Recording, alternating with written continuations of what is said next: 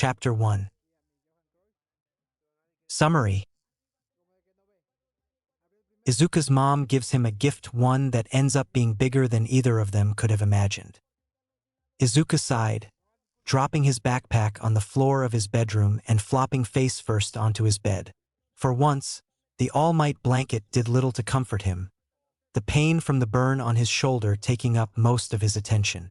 All I did was say I wanted to be a hero. Kaken, why? He heard footsteps in the hallway outside, and he quickly adjusted himself so that he was sitting upright. Mom stuck her head in, a soft smile on her face. Hi, sweetie. How was your first day of junior high? Izuku smiled, barely holding back a wince as the burn throbbed again. It was great, Mom. The teachers were nice today, and I got to know a lot of people that didn't go to the elementary school. Technically, it was true. The teachers were nice up until they found out that he was quirkless. He did get to know new people by getting acquainted with their fists and shoes. Izuku could never outright lie to his mom, but he'd gotten better at leaving out key details. Mom's smile widened.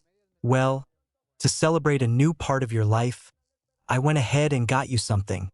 Her arms came out from behind her back, holding what looked like a gray box. I know you'd always wanted a gaming system of your own. It's an old system from the pre-Quirk era, a Nintendo Switch. Izuku's eyes watered. Mom, you didn't have to.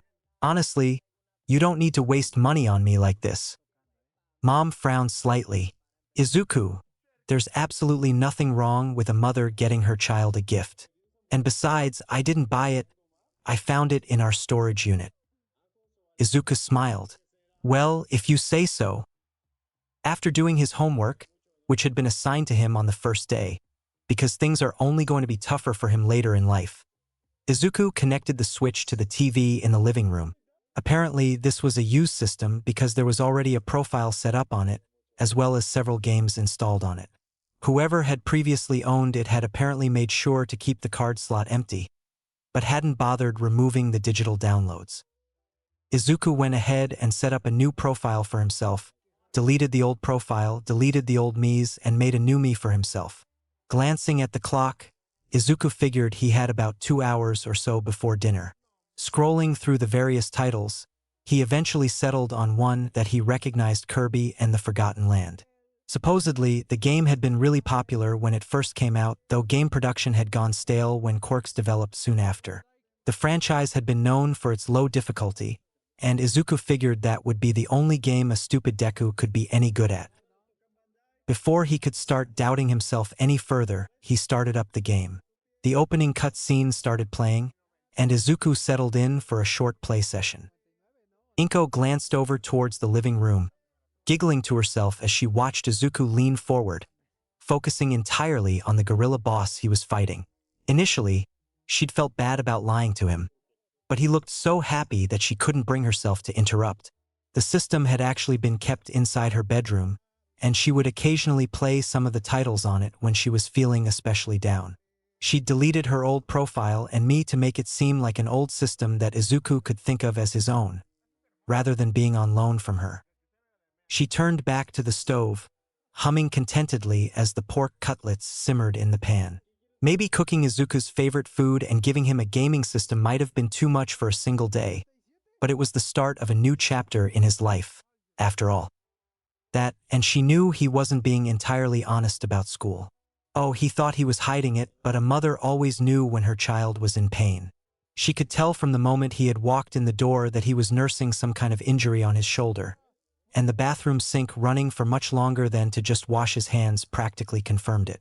Probably a burn, if the light scent of smoking flesh was any indication.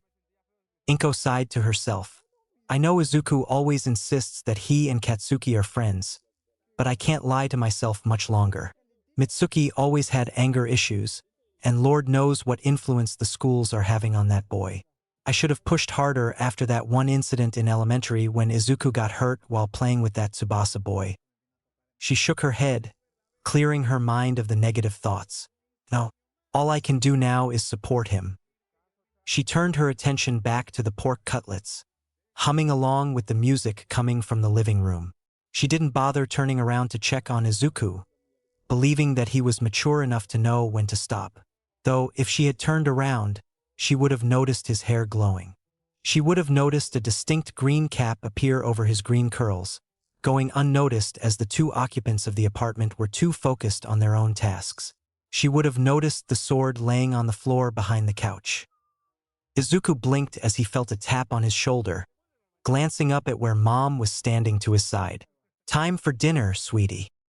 He blinked again, before glancing over at the clock, eyes widening at how quickly the time had gone by. "Ha! Okay, Mom." He quickly went through the process of closing down the game and turning off the console and TV. By the time he was done washing his hands, Mom had already set out 2 plates of katsudon on the table. He started digging in immediately. "I had no idea playing video games made you this hungry, and it was only for 2 hours. Mom giggled. "You liked that game, didn't you? I wasn't expecting to have to get you to stop myself." Izuku hummed, putting his chopsticks down on the table. "Me either. I've seen people play video games on HeroTube before, but I got distracted, sucked in almost. It's weird, and I don't think I'm supposed to be this hungry after only 2 hours." Mom frowned. "You're feeling hungry? You told me you had a good-sized lunch at school today." Unthinkingly, Izuku cringed at the thought of school. Sure, he'd gotten a good-sized lunch, up until the moment the tray was knocked out of his hands and the food was spilled all over the cafeteria floor. He could still hear the jeers of Kaken and his 2 lackeys. Mom sighed.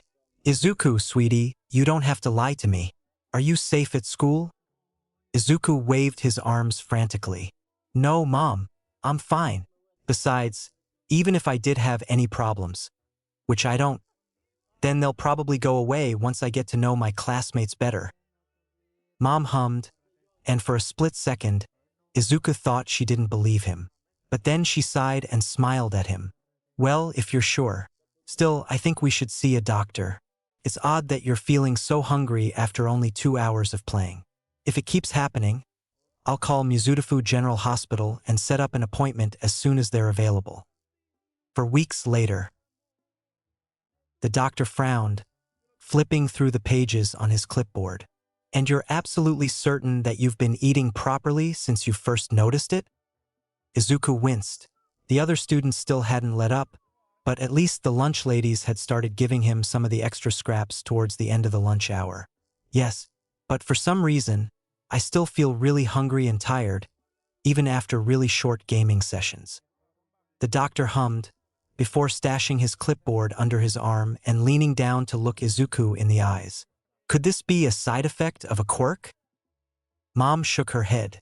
"We had it confirmed when Izuku turned 4. He doesn't have the extra toe joint, but he's quirkless."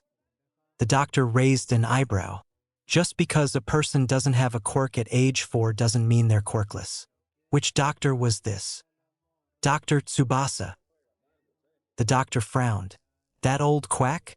When he was here, most of his diagnoses were way off. A lot of people found out later that their quirks were a lot stronger than they thought, or that it was a different mechanic behind it. If you want, we could get one of our more reliable quirk specialists to come in and take a look." Mom hummed and turned to Izuku. "What do you think, sweetie?" Izuku shook his head. "I don't want you to waste your time on me." The doctor smirked. "It's no trouble. It's actually become an unofficial policy around here for Tsubasa's former patients to get a second opinion. Heck, I won't even charge you for it." Izuku glanced over at Mom. "Well, if it's not too much trouble." The doctor patted him on the shoulder, which had thankfully healed from the burn on the first day. "It's no trouble at all, young man." The quirk specialist frowned, looking up from the laptop she'd carried into the examination room. "Ha! You've clearly got an active quirk factor in your hair, though it looks closer to that of a 4-year-old's quirk factor than someone your age, like it was only awakened recently.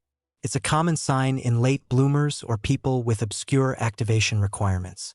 It seems to be connected to the optical center of your brain. Have you seen anything strange or new in the past few weeks?" Izuku hummed.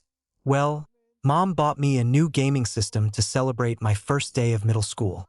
I've been playing it for about half an hour each day so far, though I did play on it for 2 hours on the first day before dinner. Why?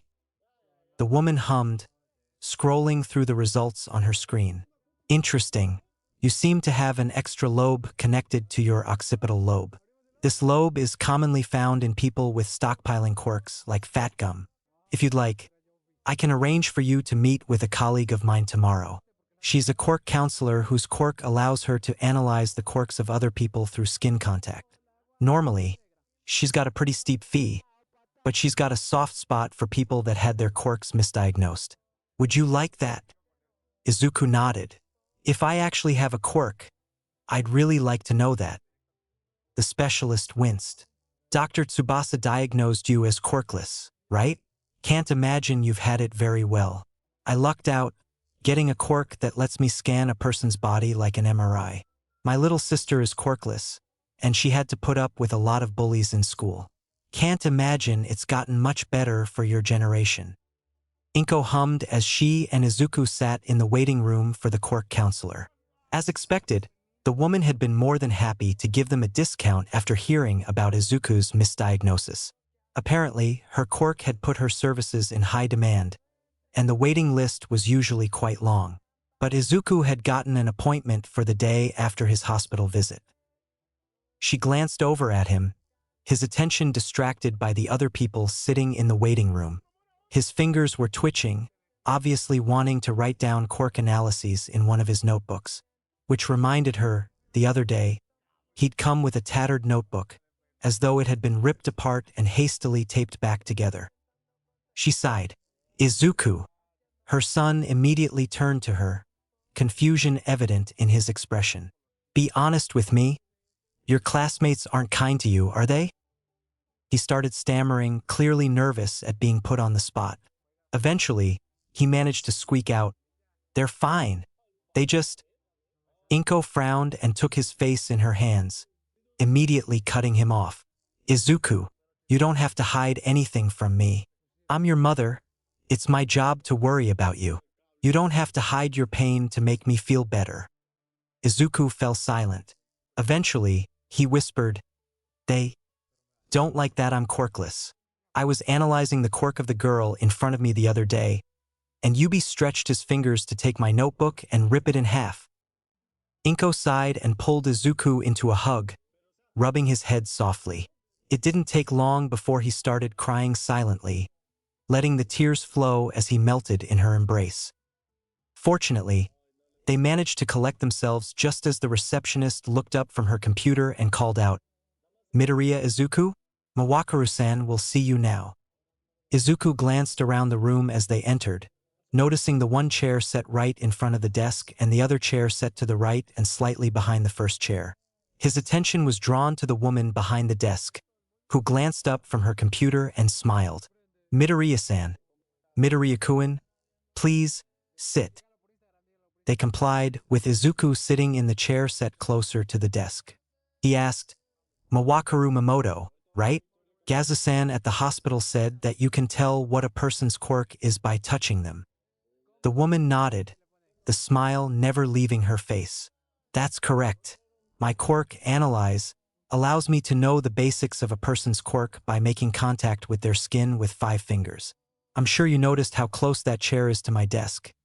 It's set up that way so that I can easily reach across and make contact with someone without having to sit right next to them. In any case, I'm sure you're curious as to your own quirk status. Mom nodded. Gaza-san implied that his previous diagnosis might not be accurate, since the doctor that gave it has a history of being wrong. Izuku was originally diagnosed as quirkless, but he's been experiencing strange things recently, and we wanted to be sure. Mawakaru-san winced. That's rough. I know what people are forced to put up with based on a lack of a quirk. Heck, before I first analyzed someone, I thought I was quirkless myself. But enough reminiscing. She laid her hand out flat on the table, one eyebrow raised. May I? Izuku nodded, and she reached out, her hand wrapping around Izuku's temple. She closed her eyes, and Izuku watched with fascination as her eyelids were covered in a flowing pattern of blue lines. After a few seconds, the lines disappeared, and Mawakaru-san let go of his head, opening her eyes and steepling her fingers on the desk with a smile. Well, I can confirm that you do indeed have a quirk after all, though it's a bit of a strange one. Apparently, your quirk allows you to store items that you've seen before in a sort of mental inventory, then manifest them at will. The strange part is that, for whatever reason, it has to be an item in a video game. It can't be something that you've previously held in your hand. In addition, manifesting the items uses the fat stored in your cells, so the more you eat, the more items you can make. Once it leaves your hand, any manifested item will dissipate after about 3 seconds. The fat won't go back to you when the items disappear, though it kinda just disperses into the air. Izuku's eyes widened. That explains why I was so hungry after the first day of school. I must have created something without realizing it. Mawakaru-san nodded, rubbing at her chin. My guess is that it must have been something you were using in the game at that time. If you don't mind my asking, what game were you playing? Izuku rubbed at his neck sheepishly. It was an old Nintendo game, Kirby and the Forgotten Land, I think. At one point, I was playing around with the sword ability, and I remember wishing that I could use it myself. Mawakaru-san smiled.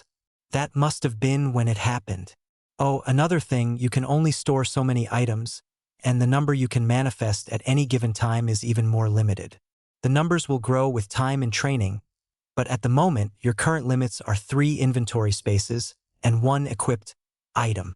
Although objects that are linked to each other will only count as 1 item for your quirk. In the case of Monday, you manifested the hat and the sword as a single item. And with linked objects, you only need to be holding 1 object to keep this set intact. It is possible to only manifest 1 part of a set, but only certain parts can be manifested by themselves. In this case, you could manifest just the sword, but you can't manifest just the hat. Izuku glanced over at Mom, tears streaming down his face. Mom, I have a quirk. I have a quirk. I can be a hero. Mom smiled. I never thought you couldn't be a hero without one, sweetie. But yes, you have a quirk.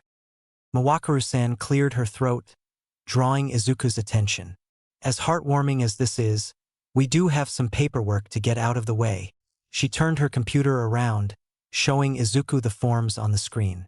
I've already filled out most of the information on the quirk registry forms for you, such as type and basic abilities.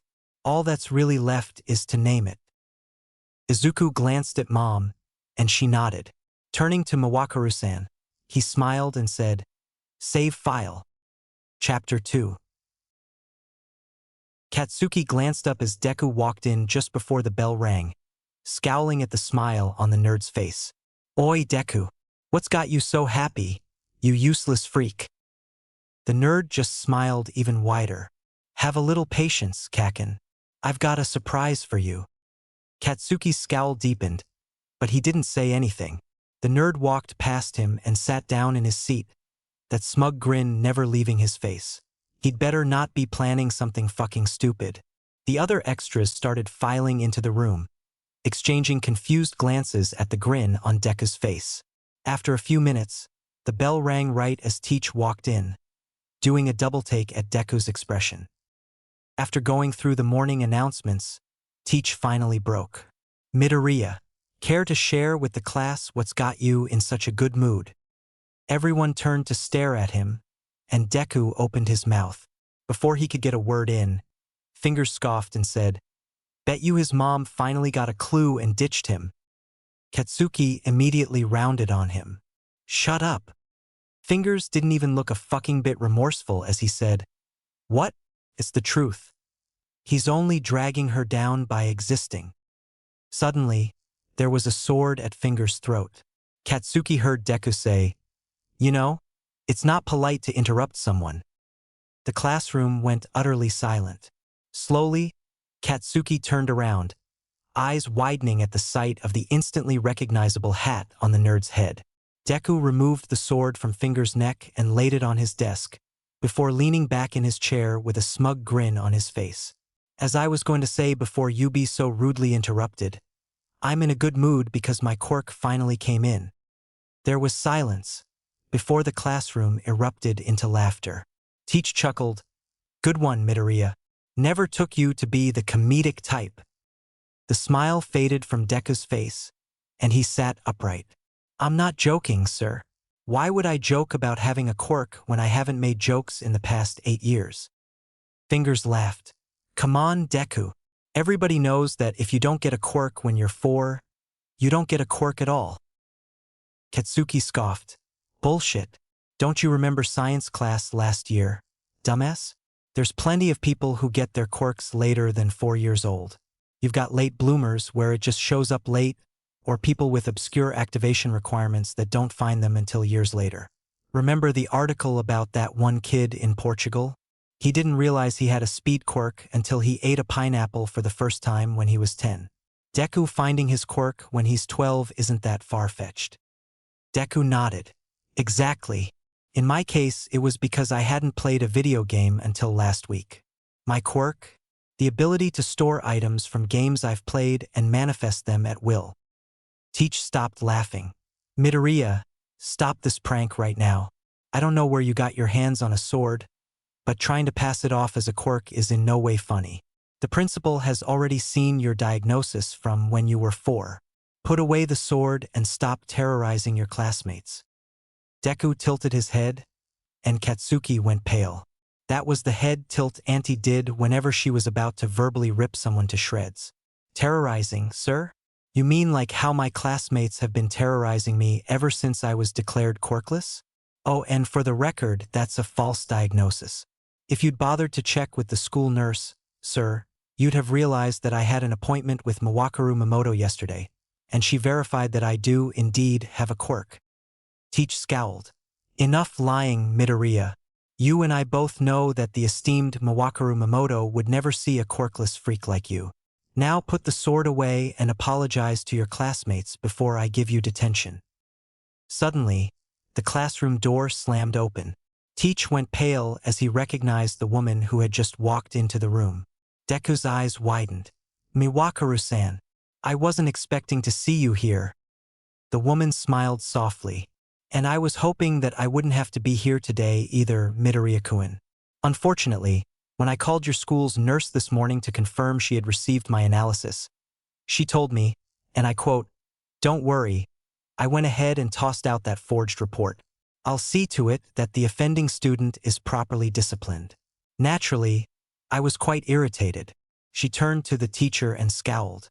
Sadly, I see that it isn't just the nurse with a problem. Honestly, accusing one of my patients of lying, just because they were believed to be quirkless? Frankly, sir, you disgust me. Suddenly, the intercoms crackled to life, and the voice that came on over the speakers wasn't one that Katsuki recognized. Attention, students of Aldera Junior High. Due to suspicions of quirk discrimination, this school will be closed for the foreseeable future. Please proceed to the front entrance so that you can be picked up by your parents. Students that live within walking distance of this school are allowed to go home. The classroom devolved into chaos, and Katsuki looked over at Deku, but the nerd looked just as surprised as him. Humming, Katsuki stood up and grabbed his bag, before looking back at the other boy. Meet me outside in a few minutes. We need to talk. Let's see if that spine is a one-time thing or a permanent fixture. Izuku frowned as he walked out of the front entrance of the school, noticing Katsuki standing by himself a few meters away. Walking forward, he crossed his arms and said, "I'm surprised. Where's your posse?" Katsuki scoffed. "Those extras? They tried hanging here, but I told them to shove off. This is just between the two of us." Izuku hummed. So, is this going to be a talk, like the first day of school? Or are we actually going to talk? Katsuki scoffed. Well, you finally stood up for yourself, so I can't be too mad at you. Suddenly, everything clicked. You're kidding. All of the beatings, all of the insults, all of the burns. And it was because you wanted me to stand up for myself? Katsuki raised an eyebrow. Duh, you didn't know that. No. The blonde physically leaned back at the sudden shout. I thought you hated me, Katsuki. I thought you wanted me to give up on being a hero. Katsuki's face paled. You? Really? Yes. You never once made me think that you were being in any way supportive. Katsuki stared at him for a second. But I thought it was obvious. I mean, Mom always yells at me to get my ass in gear. That's how you encourage someone, right? Izuku sighed. No, your family is a weird outlier that I'm not even gonna try and tackle right now. But I had no clue you were trying to get me to stand up for myself, and I thought you were genuinely trying to make me give up on my dream. Katsuki slammed a palm into his face. Now you tell me. God, I feel like such a dumbass. Izuku snorted. Now you know what it's like. You want to know why I chose Kirby for my first game? It was because I was convinced that a stupid Deku would only be good at an easy game. You seriously messed up my self-confidence, Katsuki. Katsuki sighed and leaned back against the building, staring up at the clouds passing by overhead. Fuck, you're right. Can't believe I ever thought you were looking down on me for claiming you'd be a hero. It sounded to me like you were gonna try and be a hero without putting in any work, like you could just go out and do the same things as real heroes without any effort. And that thought pissed me off. Izuku chuckled. Well, you do have a point there. He gestured at his thin frame. I mean, can you see this scrawny mess going out there and saving people? Katsuki scoffed. No way in hell. Izuku smirked. Yeah. They stood there in silence for a bit. So, Izuku stuck his hand out. Wanna try being friends again, Katsuki? The blonde snorted and grabbed Izuku's hand, pulling himself upright from his leaning position. Sure thing, Izuku. Shoyuta grunted as he watched the two students walk off in the same direction away from the school. Humph. Guess he's got more potential than I first thought.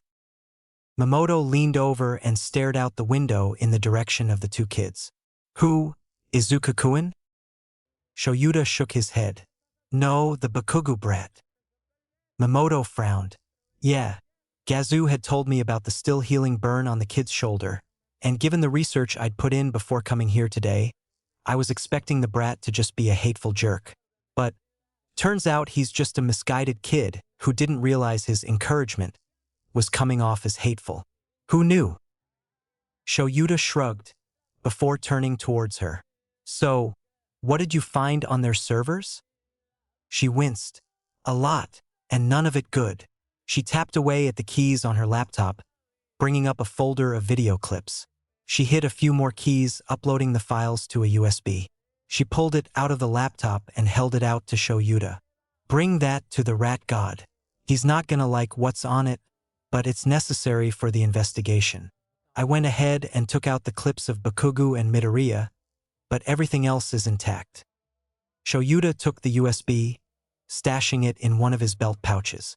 Dare I ask what's there? Mamoto sighed and leaned back in her chair. Teachers assigning Midoriya extra homework on account of his quirk status, students with weak or villainous quirks being given detention for just being near fights without being part of them, other students beating Midoriya up in the hallways, footage of the students openly using their quirks inside and outside of classes, teachers giving Midoriya detention for coming into class with a destroyed uniform or other minor offenses, students with heroic quirks being given barely a slap on. The wrist for serious offenses, students knocking Midoriya's lunch tray out of his hands. The list goes on. Shoyuta raised an eyebrow. School's only been in session for about a month. How do you have so much footage on Midoriya? She sighed. The teachers take every opportunity they have to make a pariah out of him. And apparently they find several opportunities every day.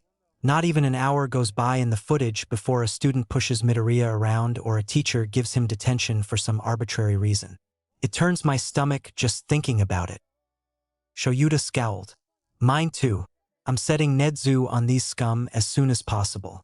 I trust that you and the police can wrap things up here. The woman smirked and threw up a mock salute. Yes, sir, Eraserhead, sir. Don't you worry about a thing, we've got this covered. Shoyuta snorted and lightly ruffled the shorter woman's hair. All right, by the way, Mick's hoping you'll stop by sometime later for dinner. For reasons I can't fathom, he likes to have you around. Mamoto giggled. Go on, cousin. Get that footage to your boss and go back home to your loving husband and 3 cats. Shoyuta rolled his eyes. Actually, I found another stray on patrol the other day. Mom glanced up as Izuku and Katsuki walked into the apartment, her eyes red and puffy from crying. You didn't tell me it was this bad, sweetie. Izuku winced. Sorry, Mom. It's been so long. It's a bad habit to downplay things. I'll try and work on it. She sighed. Well, so long as you're trying to be better. She noticed Katsuki standing back by the door, and her eyes widened. Oh, Katsuki, it's nice to have you over. Katsuki cringed and rubbed at his arm. Probably not as nice as it used to be, but it's my own fault. Mom frowned. Yes, I had my suspicions, but I wasn't willing to act unless Izuku specifically told me that it was a problem. Izuku cringed and rubbed at the back of his neck guiltily. Katsuki sighed and crossed his arms. Honestly, I'd have preferred it if you'd given me a lecture earlier. Turns out the whole thing was a miscommunication on both sides, though mostly on my part. I already apologized like 5 times on the walk over from school, but I'm not expecting to be called Kakin again anytime soon. Mom smiled softly. As long as you know what you did wrong and are working to fix it. Speaking of doing things wrong, she turned to Izuku. I haven't been fully honest with you. The switch that I gave you is actually the one that I got from my father.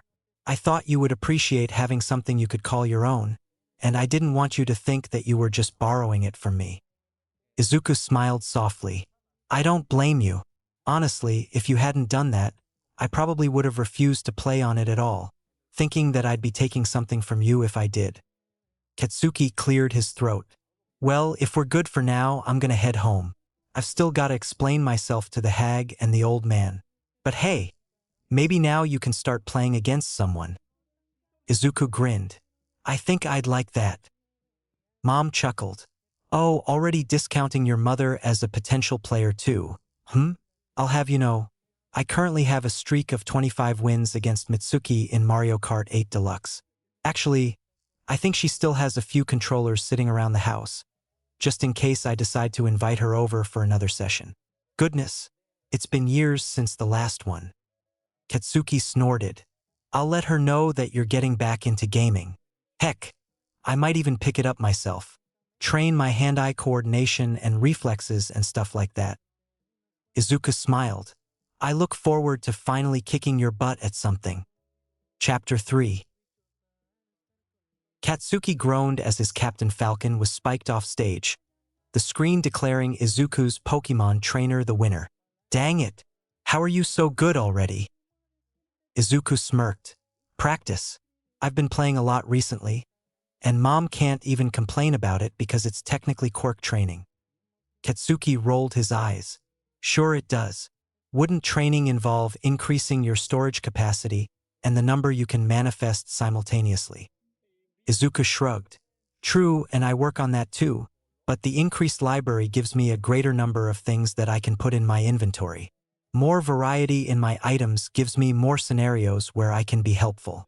Like, your Quirk is great, don't get me wrong, but it doesn't exactly help in a situation where you have to silently infiltrate a villain's base. Meanwhile, I could use one of Spy's invisibility watches from TF2 to turn invisible and go undetected, while still being able to face villains head-on with different weapons if need be. You see what I'm getting at? Katsuki nodded. Makes sense. Any good hero has more than one trick up their sleeve. And while you're right that my Quirk isn't great for stealth, that doesn't mean I can't be good at it. Izuku grinned. I never said you couldn't. Present Mike has a Quirk that's great for offense, but he still manages to be able to sneak up on villains from behind without them realizing. Remember that one time he teamed up with Ingenium to take down Earthbreaker? Katsuki grinned. Totally. It was so cool, watching Ingenium run rings around the guy's attacks and draw his attention, only to get his shit rocked from behind by Mike. From the kitchen, Mom barked, Katsuki, language. The blonde winced. Sorry, Auntie. Aunt Mitsuki shook her head from where she was sitting on the couch. It's still weird hearing Katsuki sincerely apologize for things. I mean, it was only a few months ago that he was a total brat. Uncle Masaru patted her on the shoulder. At least it isn't taking him 23 years to learn manners like you did. Aunt Mitsuki gasped. What? Who told you that? Mom giggled, and the blonde woman rounded on her. Inko, I trusted you. Izuku laughed.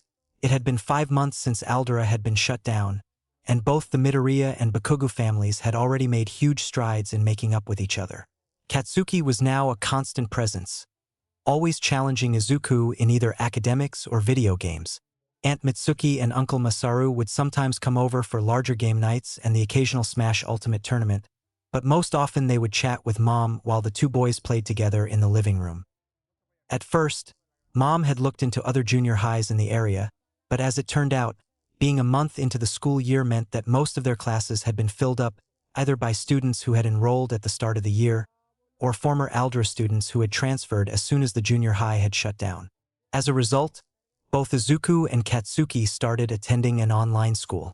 Aunt Mitsuki went ahead and bought each of them a new laptop, brushing Mom off when she complained about the cost and pointing out that she and Uncle Masaru already made more than enough from their shared clothing line, not to mention whenever she modeled for other clothing lines. Katsuki had always been at the top of his class, and that hadn't changed. But Izuku, he was absolutely thriving. Without the pressure to intentionally lower his grades so he wouldn't be accused of cheating, and the freedom to work at his own pace, Izuku was soaring through the curriculum. Sure, he slowed down so that he wouldn't leave Katsuki in the dust, but that didn't stop him from breezing through the assignments and getting 100s all across the board. Katsuki still called him a nerd, but at least now it was teasing rather than insulting. Well, technically goading, but still. Katsuki still had a few outbursts every now and then, but at least he wasn't causing property damage or injuries as often. Besides, most of those outbursts were when Katsuki tried hanging out with former classmates from Aldera, only to find out that they were doing things like underage drinking or putting someone in their place. At one point, he'd found Yubi and Gankyu with a kid named Mineta, cornering a girl in an alleyway and making grabbing motions towards her skirt. Those three had ended up in the hospital, and the girl, who was named Hagakure, gave Katsuki her number. That wasn't to say they never went out. For as much as Izuku had picked up gaming as a serious hobby, Mom still made sure that he went outside for fresh air and exercise often. There was a gym nearby that allowed repeat customers to sign out rooms for Quirk training, and apparently Katsuki had been going there for the past couple years. And with their friendship firmly re-established, it wasn't long before Izuku became a regular there, too. Over the past 5 months, Izuku had bulked up nicely. He could bench press up to 70 kilos and reach a running speed of about 8 meters per second, maybe 8.5 if he was pushing himself. Not bad for a kid whose limits 5 months ago had been 20 kilos and 3 meters per second, in his opinion. Of course, he'd also made progress with save file. He'd worked his way up to 8 inventory slots and 3 items manifested at the same time. It seemed like slow progress, but the employees at the gym assured him that it would speed up as he kept working at it like with normal exercise. He'd also found that things that pushed the boundaries of physics took up more slots in his quirk. For instance, the sword ability only took up 1 slot, whereas a hyper potion from Pokemon took up a whole 3, and he couldn't manifest any other items until the bottle used up its manifestation time and dissipated. Though it wasn't all weights and quirk training, Katsuki made sure to get it through Izuku's head that breaks were important. 2. In the blonde's words, there's no point in putting all your energy into training when you don't give yourself time to get that energy back, or else you're just going to lose steam and waste all that progress. Most breaks were spent playing video games, of course. For as much as they helped with reflexes, hand-eye coordination, and critical thinking with the occasional puzzle game, they were still fun time wasters.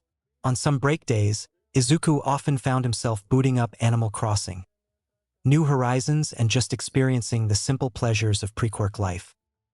Naturally, with the number of online games out there, Izuku had far more friends than just Katsuki, though most of them he only knew through his games. And there were quite a few of them. Insomnicat was a constantly tired ball of snark who had very heavy opinions on quirk discrimination and heroics.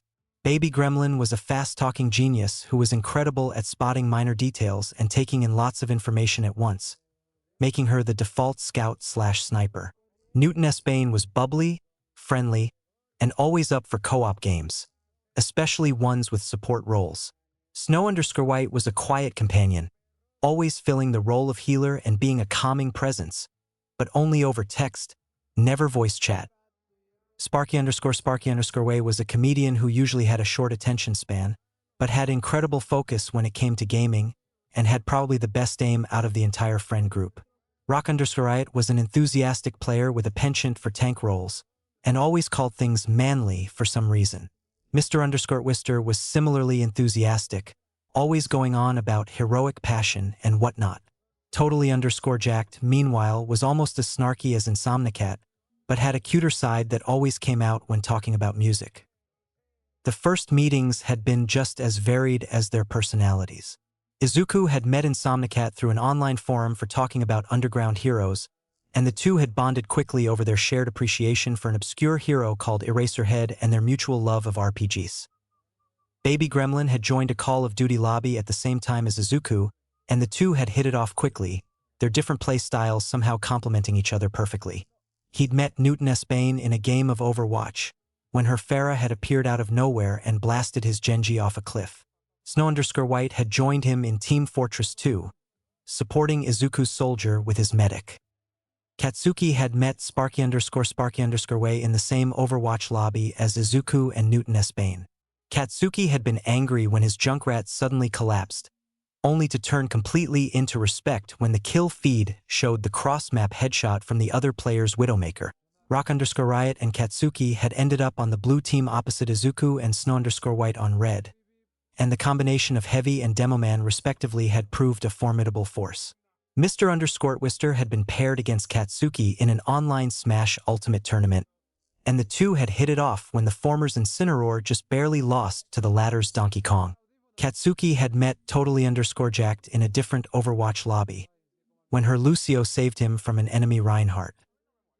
After a few weeks of interacting with their online friends via texts, phone calls, and in-game chats, Izuku and Katsuki decided to put together a Discord server for all of them. Named Hero Hopefuls, there were a few major channels for general discussions, memes, cat pictures, frequented by Insomnicat, hero-related discussions, and of course various voice channels with designated text channels for gaming. They hadn't gotten to the point of using their real names yet, but they knew quite a bit about their friends. Insomnicat was in the foster system and kept bouncing around because of his villainous Quirk. Baby Gremlin lived in Kyoto and loved to tinker with support gear, often talking with Izuku in private messages or the general chat about Quirk analysis. Newton Bane lived in Mie, and her family was pretty strapped for cash, with her just barely being able to afford a decent laptop for games and Discord. Snow_White didn't like talking out loud because of his Quirk, but he loved to gush about animals in the text channels.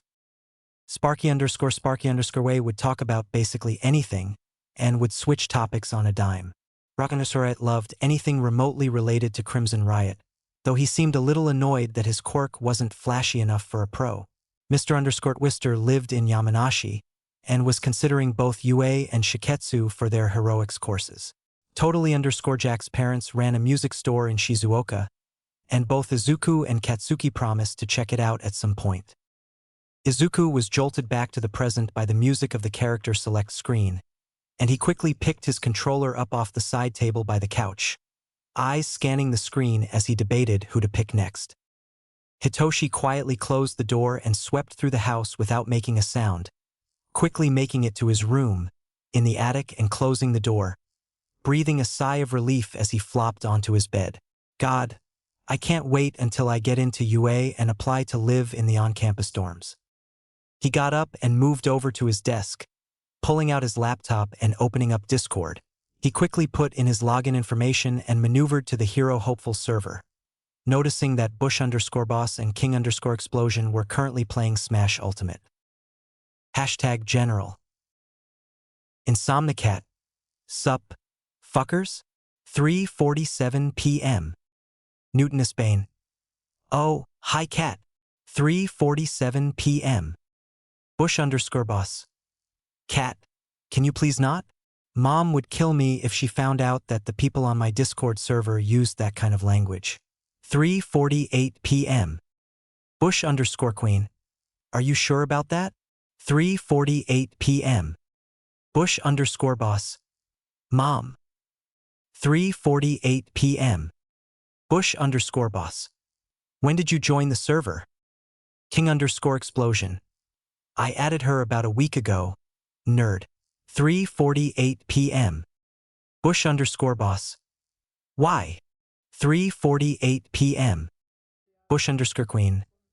Well, I wanted to meet the people you always gush about at dinner. 3:49 p.m. Bush_queen. Besides, always beating at King_explosion's mother gets old after a while. I needed some new butts to kick. 3:50 p.m. King_explosion. Wheeze. 3:50 p.m. King_explosion. I'm telling her that at dinner tonight. Bush_boss. Okay. But can we get back to the part where my mother is in a Discord server with me? 3:51 p.m. Bush_queen. Oh, lighten up, sweetie. Besides, I'm only fine with vulgar language so long as it's not within hearing range. 3:52 p.m. Bush_queen. That said, at Insomnicat, please keep the swearing to a minimum in the voice chat. Insomnicat. Yes, ma'am. 3:53 p.m. Hitoshi snorted as Bush_boss kept panicking about his mom being in the Discord server. At least he has a mom that loves him. Suddenly, a voice rang out from the ground floor. Oi! Freak! Get your ass down here and help unload the groceries. Hitoshi quietly groaned to himself before knocking on the floor of his room once. This family had told him that they used a code: 1 knock for yes, 2 for no. Of course, Hitoshi knew that was bullshit. The only time anyone ever knocked on anything in the house was when he was responding to someone. Just a precaution against his quirk, like with the last few families. He quickly closed down his laptop and hid it between his mattress and bed frame. The device was one of the few things he carried with him between homes, the other 3 being his phone, his backpack of essentials, and the muzzle. Hitoshi had managed to buy the laptop for a decent price a couple homes back, and always hid it somewhere in his room to make sure the other kids didn't steal or break it.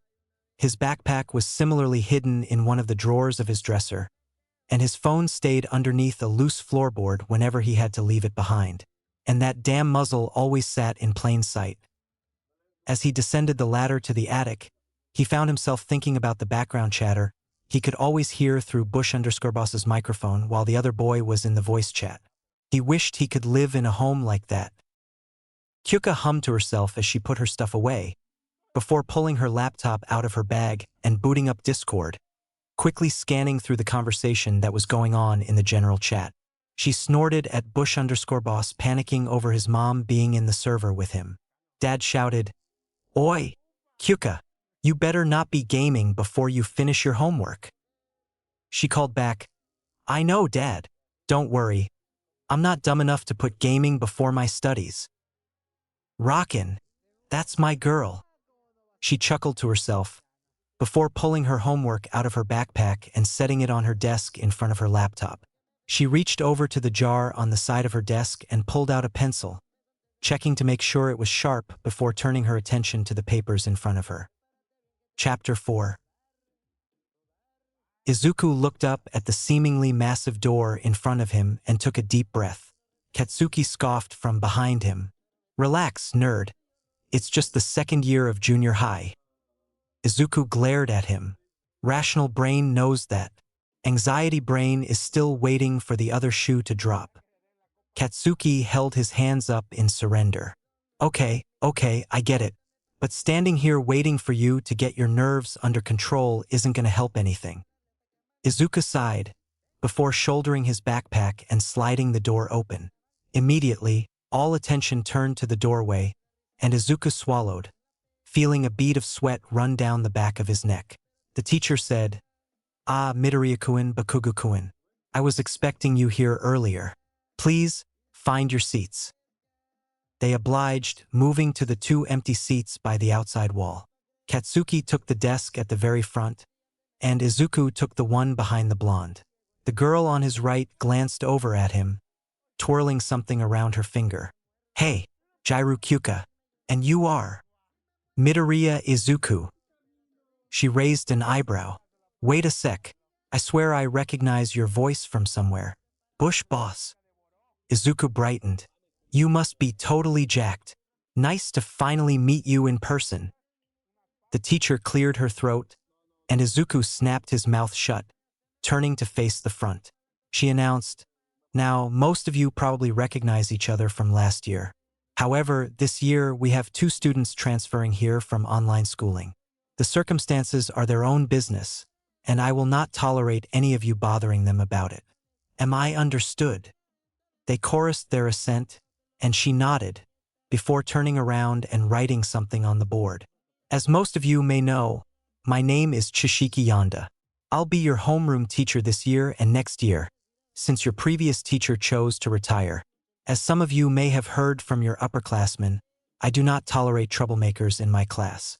If I find anyone causing issues for other people in this school, then rest assured that they will be properly dealt with. Don't feel like you have to take matters into your own hands. It's my job to ensure that you all have a safe learning environment. Izuku chuckled to himself. Certainly better than the shitstains that Aldera would hire.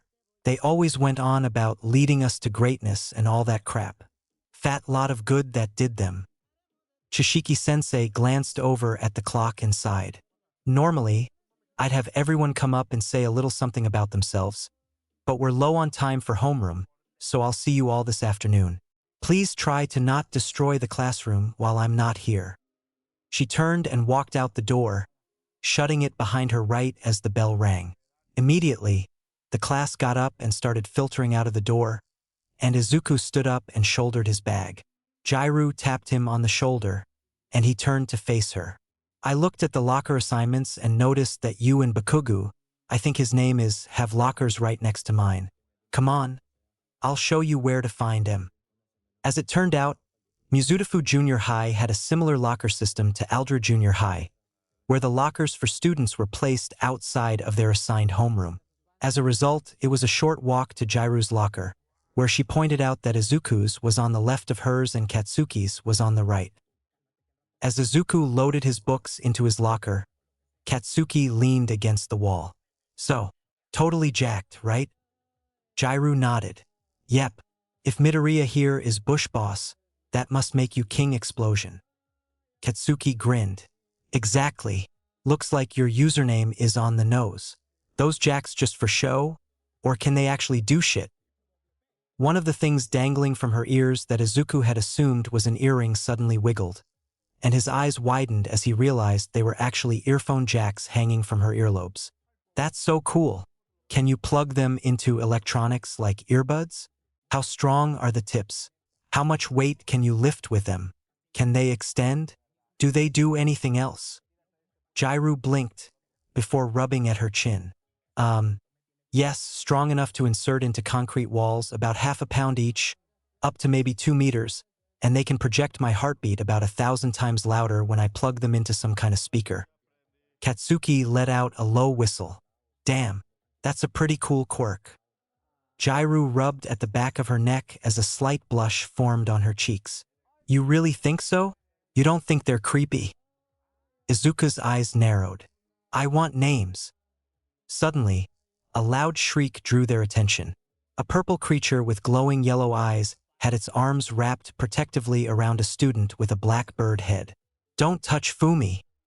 An upperclassman standing in front of the student cackled, flanked by 2 other upperclassmen. You can't tell me what to do, Birdie. I'll touch whatever I want to touch. Jairu sighed. Samui Tamaru. He thinks he's some big shot because his dad's the principal. Unfortunately, that does make him a big shot. And his dad's got really good lawyers. So any attempts to take him down haven't worked yet. Izuku frowned. What about Chishiki-sensei? Jairu shook her head. She tries, but Samui's sadly not an idiot. He never acts up whenever she's around, so she never catches him in the act. An uncharacteristically smart move on his part, since she has Nedzu on speed dial. Katsuki did a double take. Hold the fuck up. Our homeroom teacher has the goddamn principal of UA on speed dial. Jairu nodded. Yeah, supposedly, She was one of his personal students back when she was in the Gen Ed course. I think she caught his attention with her quirk. It lets her read entire books just by touching the cover. Izuku's eyes widened, but another hiss from the creature down the hallway grabbed his attention. Do you know that student with the bird head? Jairu hummed. Not personally. That's Tokoyami Fumikage. He kinda keeps to himself, so nobody really knows anything about him. All I've heard is that his quirk is supposedly really strong. Izuku hummed. Suddenly, the other end of the hallway turned bright, and the purple creature whimpered and retreated under the shirt of the student with the bird head. One of Samwee's lackeys stepped forward, his palm glowing. We figured out your quirk's weakness, bird boy. That monster doesn't like light, does it? Jairu grunted. Akarui Tenohira, half of Samwee's posse. He claims to be Samwee's friend, but he's really just riding Samwee's coattails. Katsuki huffed. That's painfully familiar. The other upperclassman held his hand out, palm up. A gray glow encompassed the end of the hallway, and Jairu winced. Crap, that's Shizukana Hanai.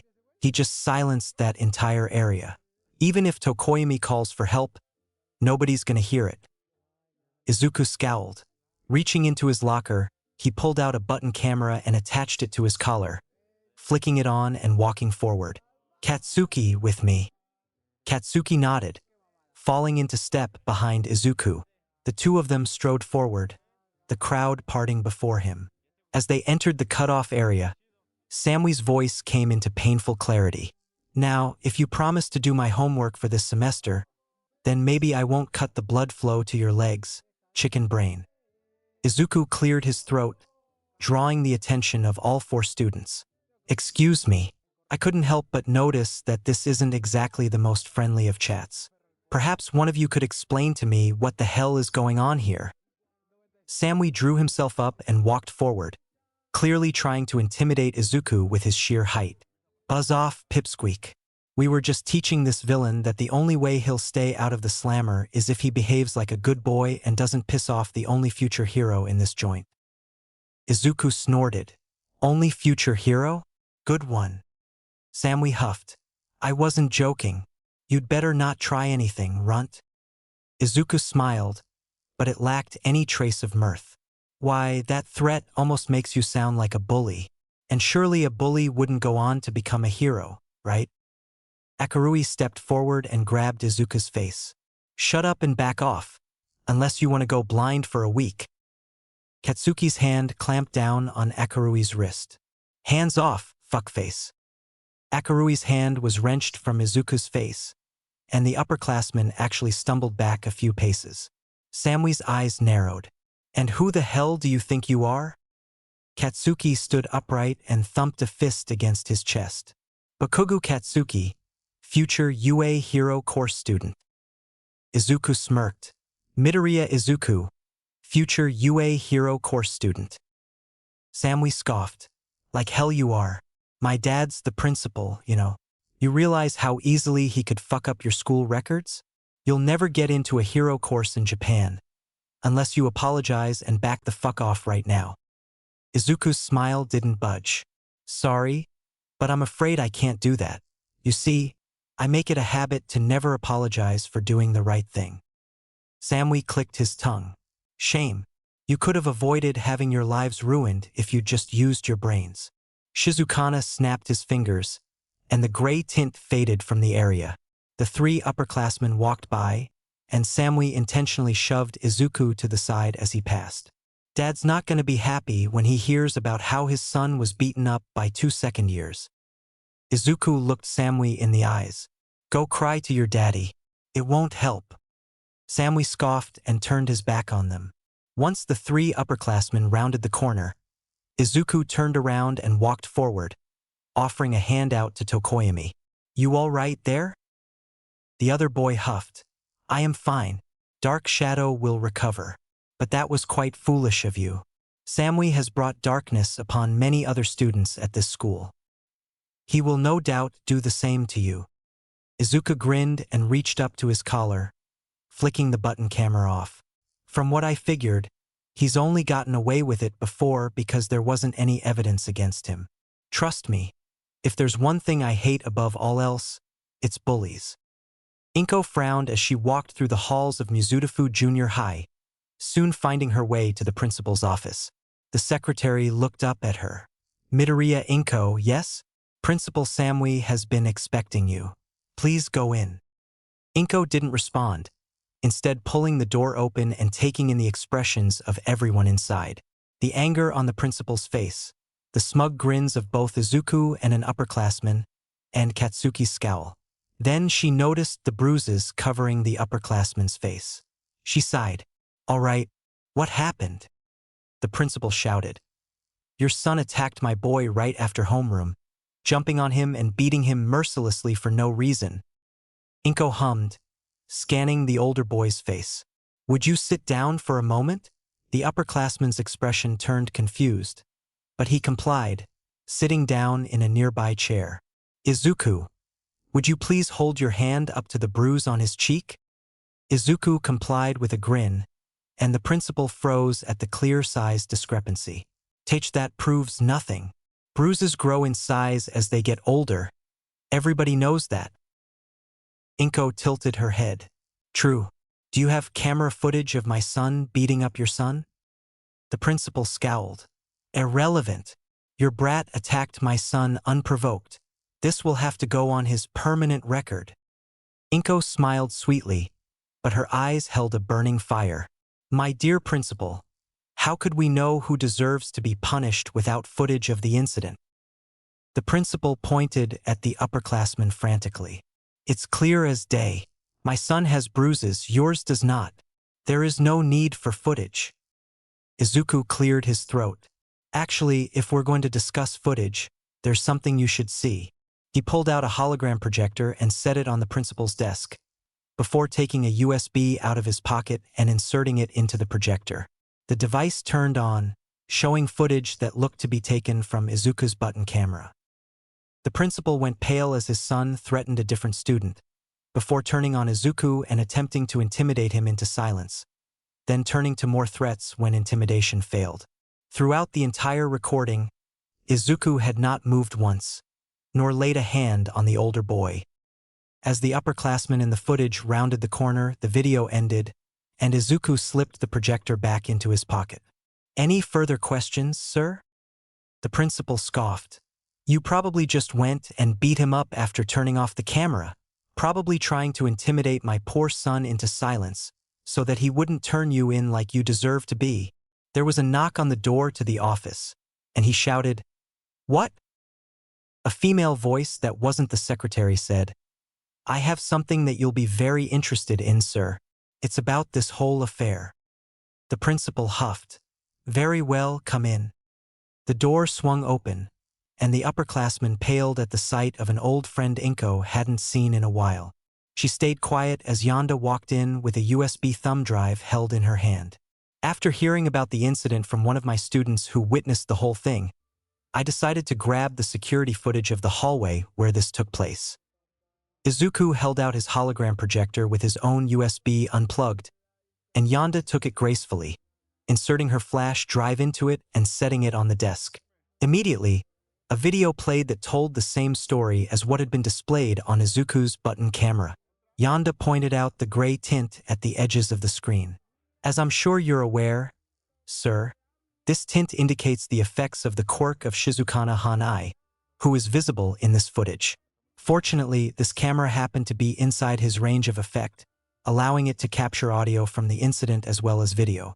You can also clearly see quirk usage by Akarui Tenohira, and your son clearly made threats of using his quirk on Tokoyami Fumikage. The principal blustered. But the Tokoyami boy also used his quirk. Inko cleared her throat. Actually, young Tokoyami appears to possess a sentient quirk, meaning he cannot use it in the same way as young Shizukana or young Akarui. Besides, quirk usage is not illegal if it is in self-defense. The principal went pale. Inko smiled and walked forward, steepling her fingers on the man's desk. Why, it seems to me as though you were trying to portray this as an attack on your son, when your son was one of the aggressors in this instance. But the bruises. Yonda cleared her throat and tapped on the projector. Actually, I took the liberty of looking through the rest of the day's footage earlier. The video shifted, now displaying footage of the upperclassman punching himself in the face, right where the bruise currently was. He was laughing alongside his two lackeys as he said, "Let's see that little punk try and spin that on me." The projector shut off, and the older boy paled as Yonda lifted it off the desk and unplugged her USB, handing the projector back to Izuku and crossing her arms as she stared down at the squirming principal. "The way I see it, you have two options. Either you agree to punish your son fairly from here on out, or I send this footage to Principal Nedzu. It's entirely up to you." Izuku grinned as they walked out of the principal's office. "Thanks for the help, Chishiki-sensei." She waved her hand dismissively. Think nothing of it. I've been waiting to catch Tamaru in the act ever since I first got a complaint about him from one of my students." After a few seconds, she broke down into giggles. "Though, it took all my willpower not to react when I walked into that scum's office and saw Inko of all people standing there." Mom started giggling, and Izuku glanced back and forth at the two of them. "You two know each other?" Mom nodded. "Yonda and I were in the same Gen Ed course at UA. Actually, so was Mitsuki." Chishiki-sensei gasped. "Oh my god. I can't believe I forgot to keep in contact with Mitsuki. Oh man, she's gonna kill me. Wait a minute. Her brat is in my homeroom." Izuku snorted. "Hey, give Katsuki a little slack. He does have Uncle Masaru to balance out Aunt Mitsuki." Chapter 5. As it turned out, Principal Samui had decided not to punish his son as he should have, and instead tried to call the cops on Chishiki-sensei for threats and blackmail.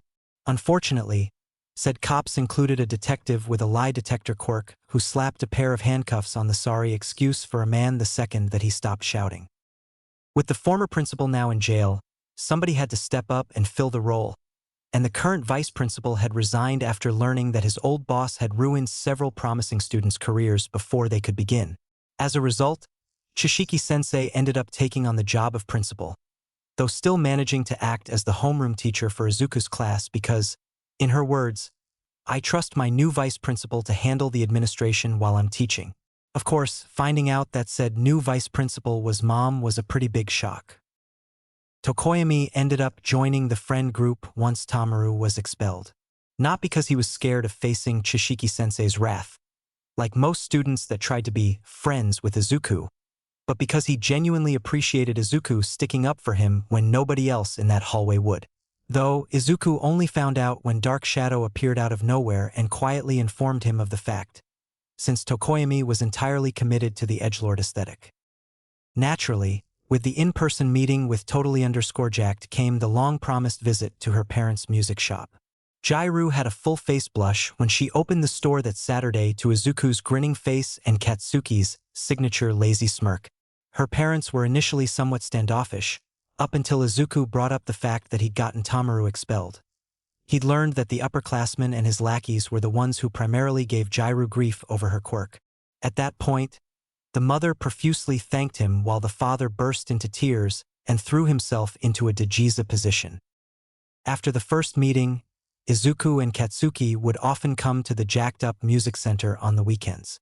Katsuki found that he had a talent with percussion, and Izuku found himself really enjoying bass guitar. As with most things, Mom ended up tagging along at one point, and it turned out that she used to play guitar back in high school. Izuku nearly had a heart attack when Mom showed him a picture of her wearing a flame-patterned guitar and a black biker jacket alongside Aunt Mitsuki, who was wearing a flame-patterned guitar and a similar jacket. Hitoshi sighed as his former foster mom slammed the door shut, leaving him standing on the street with nothing but his backpack, his clothes, his laptop, and his phone. The door opened again, but Hitoshi didn't move, just bringing his arm up to catch the muzzle thrown at his face. He looked down at it before sighing again and stuffing it in his pocket, then turning on his heel and walking off in the direction of the orphanage. Well, it was nice while it lasted. At least it was better than the last house. When the orphanage came into view around the corner, Hitoshi raised an eyebrow at the sight of two police cruisers parked in front of it, along with a nondescript black car parked off to the side. That's new. Wonder who called the cops. As he got closer, he felt something in his chest flutter as the bitch who ran the place was dragged out in handcuffs, squirming in the grip of a police officer with a cat head. You don't understand. Those brats would have nowhere to go but villainy if I wasn't there to correct them. She glanced over and saw him standing there. There's one of them. That one's nothing but a filthy brainwasher. Arrest him, not me. The officer just rolled his eyes and unceremoniously shoved the bitch into the backseat of his cruiser, before pulling out a radio. Hitoshi didn't bother listening to what the cop was saying as he walked into the building, watching with awe as the various restraints were picked up by police officers and deposited into evidence bags. Hitoshi noticed a guy standing by, wearing a long trench coat and a fedora. Hey, you're the detective running this bust, right? The man nodded.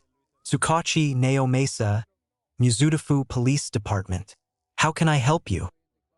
Hitoshi pulled the muzzle out of his pocket and held it out to the guy. Figured you'd want another nail in her coffin. The detective looked down at the muzzle and winced, before pulling out a handheld radio. Yamada-san, I might have someone for you to take a look at. The woman running this place was sending him to foster homes with a muzzle. The man suddenly held the radio far away from his ear, and Hitoshi could understand, considering the demonic screech on the other end. Once it was cut off, the detective put the radio back up to his ear. Aizawa-san? Yes, Yamada heard me correctly. A muzzle. No, the kid's still here. I'm actually impressed that he's sticking around after he heard that screech. I'll see the two of you in a minute. Hitoshi raised an eyebrow. Friends of yours? The detective nodded. A couple of pro-heroes. I work with Aizawa-san a lot for cases like this, and Yamada-san often gets dragged into them by virtue of proximity. Hitoshi sighed. Well, if this Yamada guy reacts like that whenever he hears about muzzles, I guess I can't be too mad. Detective Tsukachi winced. Yeah, he's a little touchy on the subject. Hits a little too close to home, if you know what I mean. Hitoshi nodded, and the sound of a door opening drew his attention. Suddenly, a yellow blur shot out from the stairs to the correction facility, aka the torture chamber in the basement, and Hitoshi was suddenly in a very tight embrace. Oh, you poor baby. Hitoshi's brain paused as he recognized the banana-shaped hairdo of the guy holding him. Holy shit, Present Mike used to be muzzled? A sigh from the doorway drew his attention, and he froze completely. A disheveled man wearing a black jumpsuit walked out from the basement and over to Detective Tsukachi, running a hand through his unkempt hair. I'm assuming that's the kid you were talking about? The detective nodded and passed the other man the muzzle. He had this in his pocket, and he matches the description she gave of the tired brat with purple hair. The man glanced over and frowned at Hitoshi's shocked expression. Mike, let him go. I think you might have cracked his ribs or something. Present Mike immediately released him. Oh, so sorry, little listener. Are you okay? Hitoshi didn't move an inch. Listener? Eraserhead? The underground hero smacked his palm into his forehead. Damn it. I told Momoto not to share those videos of me on patrol. Now I've apparently got a fan base. Fucking wonderful. Mike, go ahead and kill me now. Present Mike snorted and clapped the older hero on the back. Hey, lighten up. At least your new kid's a fan, right? Hitoshi's brain froze again. New kid. Eraserhead sighed and dragged a hand down his face. Apparently, when this idiot heard about this place, he got it in his head that we needed to adopt all of the kids here. I managed to talk him down to the worst one, which the bitch running the place claimed was you. So, if you're okay with it, we thought we'd adopt you. Is that fine with you? Something in Hitoshi's chest swelled. No more muzzles? No more muzzles. No more being kicked out every other week? Nope. No more being silent 24/7? Something in Eraserhead's expression softened, and he nodded. No more being the villain kid. Just a kid. Hitoshi sniffed. Please. Izuku glanced down at his phone, frowning. That's weird. Insomnicat usually doesn't do mass pings. Wonder what's up with him. He quickly opened Discord, navigating from last night's discussion with Newton S. Bain about 13's Quirk to the general chat. His eyes widened, and he tapped Katsuki's shoulder. The blonde raised an eyebrow at him in confusion, and Izuku pointed at his phone screen. Hashtag General. Insomnicat at everyone 3:04 p.m. Insomnicat, guys. Insomnicat, bros. Insomnicat, my GS. Insomnicat. Eraserhead and Present Mike just shut down my shitty orphanage and adopted me 3:05 p.m. Several people are typing. Kyuka glanced down at her phone, eyes widening when she read the notifications. She dropped the guitar she was holding, and it crashed into the floor, snapping the neck on impact. Dad appeared in the doorway and shouted, "Kyuka, I thought you knew better than that." "Dad, Insomnicat's orphanage got shut down." Dad froze, his neck scolding stuck in his throat. After a few seconds, he turned and started heading towards the living room. Honey? Remember how we gave the Midoriyas our address? I think we should be prepared for guests soon." May hummed as she fiddled with the screws on her latest project, just barely noticing the first ding from her phone. As usual, she dismissed it as background noise, but the 4 dings that followed in short order grabbed her attention. She quickly pulled off her goggles and grabbed her phone, unlocking it and scanning the conversation. Her other hand froze, and her baby exploded, but she didn't move an inch, not even when the workshop's sprinkler system activated and started spraying down the fire that had formed under her screwdriver. Mom poked her head in and sighed. "Really, Mayday? The last one was only an hour ago." Mom? One of my Discord pals just got his orphanage shut down. Apparently the owner was treating all of the kids like villains. He just sent an image of the torture chamber in the basement. Mom froze before shutting her mouth and turning on her heel. "I'll go bake some muffins, then. Caramel sound okay?" May nodded wordlessly, bringing her knuckles to her mouth as she watched the new messages pile up. Denki glanced over as his phone dinged with a news notification. "Huh? Saitama Orphanage closes down over abusive activity? Yikes, that's gotta suck for the kids there." Suddenly, he noticed the several Discord notifications.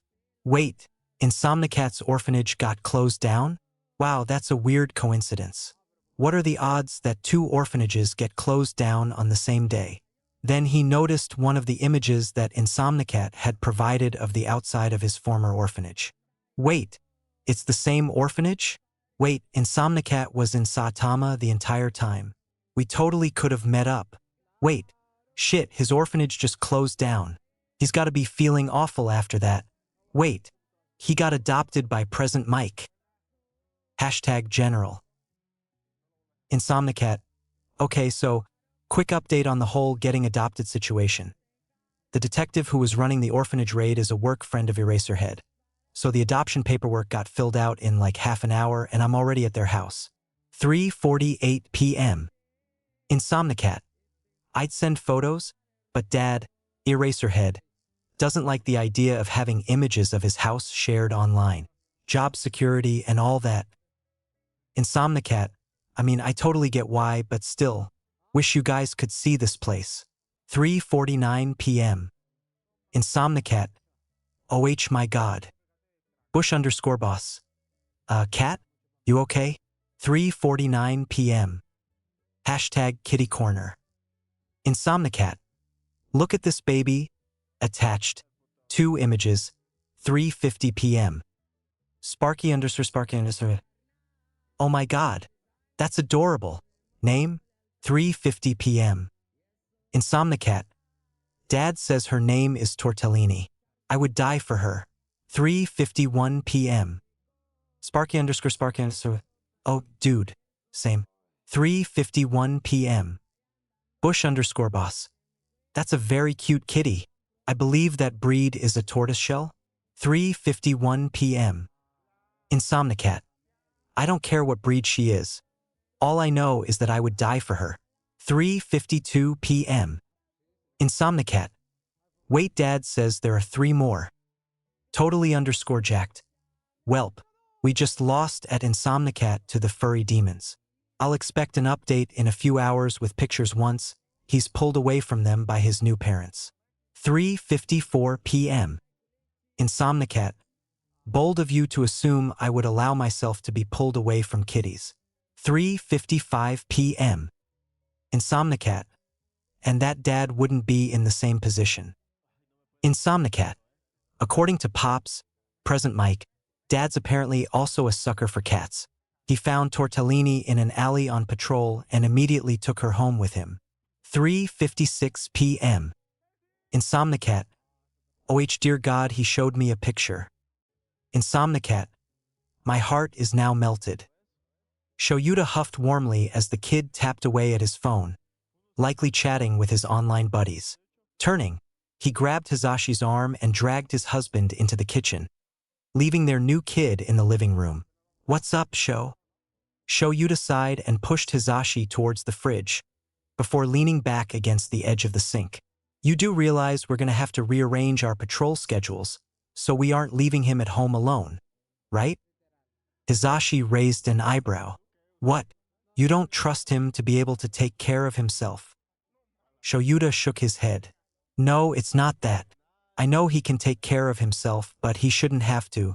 I want to show him that we're not going to leave him on his own like the adults in his life clearly have so far. Hisashi winced. Fair point. I'll call the agency and let them know I won't be able to take on nighttime patrols for the foreseeable future. That way you don't have to ruin what's left of your sleep schedule. All right? Shoyuta sighed. I guess. We can move things around as necessary as we get used to having the kid around. Not just scheduling-wise, but furniture-wise too. Hisashi snapped his fingers. I knew I was forgetting something. We haven't stocked the little listener's room with furniture yet. How about I take him shopping tomorrow, since I'm already scheduled to be off then? Shoyuta nodded. That should work. He glanced over the counter separating the kitchen and the dining room, and something in his chest grew warm when Hitoshi laughed at something one of his friends had said. We're really lucky, aren't we? Hisashi raised an eyebrow and smirked. In what way?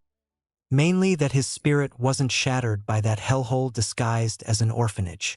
I'm honestly impressed he's still able to smile and laugh like that after enduring so much pain. Hisashi patted him on the shoulder. I think it's safe to assume that his online buddies played a big part in that. Having friends is a hell of a thing, you know, no matter how much you undergrounders like to preach about it being an occupational hazard. Shoyuta snorted. I dare you to say that to Emi's face. Wasn't she going nuts the other day about how she and Ragdoll had started a thing? Hisashi chuckled. You know damn well what I mean, Sho. 2 weeks later. Ochako opened the door, raising an eyebrow at her parents sitting at the dining room table and staring wide-eyed at a letter. Ma? Pa? What's going on?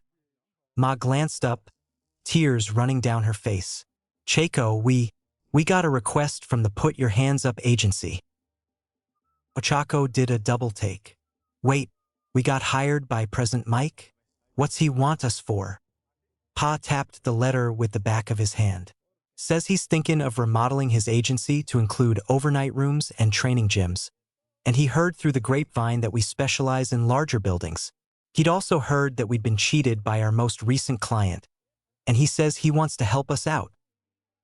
Ochako's mind flashed back to the conversation she'd read on the Hero Hopeful server about Insomnicat getting adopted by Eraserhead and Present Mike. Insomnicat, you sly devil, you. Ma tilted her head in confusion. Eh? Ochako waved a hand dismissively. I'll tell you later over dinner. Still gotta get my homework done. Izuka smiled as he scanned through the back and forth of gratitude and polite dismissals between Newton S. Bain and Insomnicat, before turning his phone off and setting it on the table by the couch. Turning his attention back to the TV, he picked up his controller and unpaused the game. All right, let's see what you've got, Morpho Knight. Chapter 6. Chishiki-sensei walked into the room just as the late bell rang. Good morning, Hellions. Yes, I'm still doing double duty as principal and your homeroom teacher. The system I established last year seems to work perfectly well, and why try to fix what's not broken? Scanning the faces of the class, she nodded and dropped a stack of papers on her desk. Right? Welcome to your final year of junior high.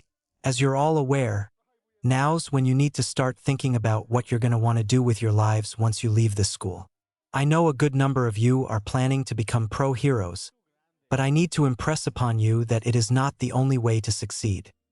Plenty of people are successful without being heroes, and those people tend to be able to make more of their success by being, alive. The mortality rate of pro heroes is the highest of any career in the world. It's a grim fact, but it's a truth you're all going to have to face at some point in your lives. So, are you going to be willing to put your lives on the line to save people? Because if not, then being a hero isn't for you. She glanced around the classroom, nodding at the serious faces. Now, onto a less morbid topic. This year, our guidance counselor's office will be open during all school hours, and she is more than willing to discuss possible careers with you during your free time. Never think that you're confined to a specific career path based on your quirk. You're always more than just what you were born with. Am I clear? The class chorused, "Yes, Chishiki-sensei." She nodded. Good. She tapped on the stack of papers on her desk. Class reps, distribute these packets. As Izuku and Kyuka handed out a packet to each student, Chishiki-sensei continued, "These packets hold valuable information to help you in your search for your dream career. Websites that have information about various jobs, different examples of jobs in the area where you can talk to employees, and even resources to help you build a good application.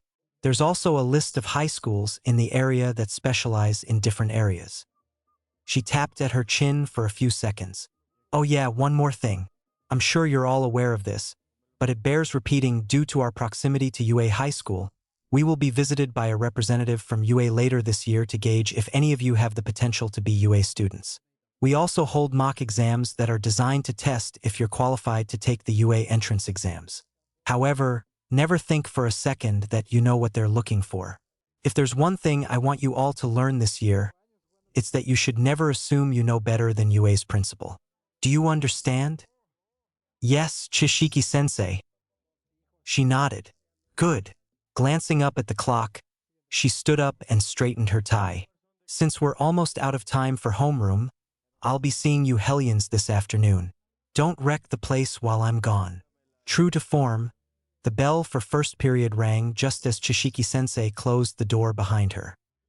Most of the class got up and filtered out the door to their lockers, but Izuku, Katsuki, and Kyuka stayed in their seats by the windows. Since they always got to school so early, they'd usually put their things in their lockers before getting to homeroom. Katsuki swiveled in his seat and crossed his arms on the back of his chair, staring back at Izuku. "So, what's new with you and Auntie? The hag told me that you and her went on an outing the other day by yourselves." Izuku grinned. "Well, since Mom's been getting paid well as the vice principal, we took another camping trip to Mount Tekri." Kyuka raised an eyebrow. "Another? You've gone camping there before?" Izuku nodded. "Yep, but before last weekend we hadn't gone in years. For a while, Mom was using all the extra cash we had to get me new hero merch every month. But since I dropped that after getting into video games, she'd been saving up what she could. And her salary as vice principal doesn't hurt, either." Kyuka smiled. "Well, it's nice that the two of you are able to go out and do stuff as a family together. Sure wish I could do that with my parents, but they're always busy running the shop." Katsuki shrugged. "Different families bond in different ways. I know for a fact that my mom wouldn't last an hour camping in the wilderness before going crazy." Kyuka grunted. "Dad's the same. He'd go bonkers if he was away from his instruments for any length of time." She turned her attention back to Izuku. "By the way, how's training been going for you? I know you said you'd made progress over the break, but you never specified." Izuku rubbed at his chin. "Last I checked, I'd reached a 75-kilo bench press and an average running speed of 9 meters a second. I've also gotten save file up to 9 inventory slots and 4 equipped slots. Not to mention, my items are getting more durable as I make them more often, and ones that I use a lot manifest faster and tougher than ones I don't use as much. For instance, my Meta Knight sword manifests almost instantly and can take a point-blank explosion no problem, whereas my Wild Hammer takes a few seconds to make and would probably shatter after one solid hit. So, right now, I'm torn between either making my regular items faster and stronger to create, or building up my less used items so that they're on a similar level. Hyuka chuckled. So, in Pokemon terms, you're debating whether you want to train your level 70 starter even higher, or get the rest of your team to at least level 60. Izuku nodded. Exactly. What about you? She twirled one of her jacks around her finger. Not much. Sure, I've increased their extension length to maybe 3 meters, but that's about it. Not much else I can train without causing noise complaints, you know? Izuku shrugged. Fair enough. What about you, Cats? Katsuki grunted and flexed his right hand. Finally figured out how to get the angle right for that flight trick I'd been trying out. I think I've increased my blast radius, but I've also been working on smaller, less destructive blasts, like a concussive grenade instead of a frag. I also figured out how to basically make a flashbang. Physical training's been holding up fine, too. Guess I'll find out the specifics once we take those fitness tests later this week. For months later, Shoyuta hummed to himself as he walked through the hallways of Mizutofu Junior High. Did they get the place renovated or something? 13 said it was a shithole when she dropped by last year. Noticing the number by the classroom on his right, he walked up to the door and peeked inside, brow furrowing when he noticed one of the students towards the back reaching towards the girl in front of him. He grabbed his capture scarf with one hand and prepared to enter the room, only to pause when he heard a popping sound. The offending student turned pale and sat back in his seat, and Shoyuta scanned the classroom again. His eyes widened when he noticed a familiar head of blonde hair. That's the Bakugu brat from Aldera, right? I remember he was in an incident near the Kiyoshi Ward Mall a couple years back for beating the shit out of 3 other kids. Did he get worse after the place closed down? Bakugu turned in his seat, his expression softening as he started chatting with the kid behind him. Shoyuta relaxed as he recognized the Midoriya kid. I see how it is. Oh right, I remember now. That Mineta kid at the back was one of the students in that report. If memory serves, they'd been about to molest a girl from another school when Bakugu showed up and beat them several shades of black and blue. Looks like Mineta hasn't tried to fix that, and only his fear of Bakugu is keeping him in line. A tap on his shoulder shook him out of his thoughts, and he turned around to see Chishiki standing behind him, holding a stack of papers. You know, sir, staring into a classroom like that makes you look like a child predator. We wouldn't want the kids to get the wrong idea, now would we? Shoyuta huffed. Good to see you too, Rat Demigod. By the way, I suggest you keep an eye on Mineta. He only seems to be behaving himself because he's in the same room as Bakugu. Chishiki sighed. Yeah, he's a troublemaker, that's for sure. Sadly, I can never catch him in the act, and his mom's on UA's school board, so his record is squeaky clean. I almost wish Midoriya would give the brat the Samui treatment. I bet I wouldn't have said it a couple years ago, but I'm glad I've got Bakugu in my class. The kid makes a great bullying deterrent. I'm probably going to recommend him for UA, along with his 3 friends. Shoyuta raised an eyebrow. 3? Yeah, it was just him and Midoriya when they first got here last year, but they made friends with Jairu and Tokoyami on the first day after saving the latter from Tamaru. Nearly everyone in the school knows that they're the unofficial anti-bullying squad. If someone has a problem and they can't reach me or my vice principal directly, they go to one of them. Of course, it helps that the vice principal is Midoriya's mom and an old friend of mine. Shoyuta did a double take. Really? How's that been working out? Chishiki smiled. Oh, wonderfully. Inko is a marvelous assistant. She usually takes care of the administrative stuff while I'm teaching, but I'm still on call if something needs the principal's signature. She's also done wonders for the working conditions. Last year, this place was missing patches here and there, but Inko called in the Uraraka Construction Company to renovate the place over the break. Shoyuta nodded. Good choice. Zashi got them to renovate his agency, and they did a bang-up job of it. Glad we trusted Hitoshi when he recommended them to us. Chishiki raised an eyebrow. Why would your kid know about a random construction company in Mie? That's basically the other side of the country from where you and Mike live in Saitama. Shoyuta huffed. Apparently, one of his online friends is the daughter of the company's owners. He'd learned that they'd been cheated by their last client, and he told us about it. So Mike decided to throw them a bone. Or, more accurately, a 3-course meal. Chishiki nodded. Understandable. When we were negotiating payment with them, they mentioned something about getting a request to renovate the international students' dorms at UA. Nedzu somehow got wind of the quality of their work, and while Cementos is great and all, he doesn't exactly have the fine control to get nearly as good results. Shoyuta smirked. And you definitely had nothing to do with it. Chishiki snorted. What do you take me for, a decent human being? Come on, Eraser. You know me better than that. Shoyuta chuckled before schooling his expression. In any case, same spiel as usual? She grinned. I don't see why not. Chishiki stepped around Shoyuta and slid the door open, drawing the class attention as she walked over to the teacher's podium. Shoyuta ghosted in behind her, silently walking towards the back of the classroom. As the class quieted down, she said, All right, Hellions. As some of you may know from looking at the schedule, we have a representative from UA visiting our third-year classes today. Be on your best behavior, since they're going to play a major role in determining if you'll be accepted. Assuming, of course, that you even qualify for the entrance exam at all. Midoriya raised his hand. I'm guessing it's the guy who walked in behind you? The class glanced at each other in confusion, save for Bakugu, a girl sitting behind Midoriya, and a boy with a bird head sitting near the back away from the windows. Chishiki grinned. Correct, Midoriya. You, Bakugu, Jairu, and Tokoyami all get extra credit on your next quiz for situational awareness.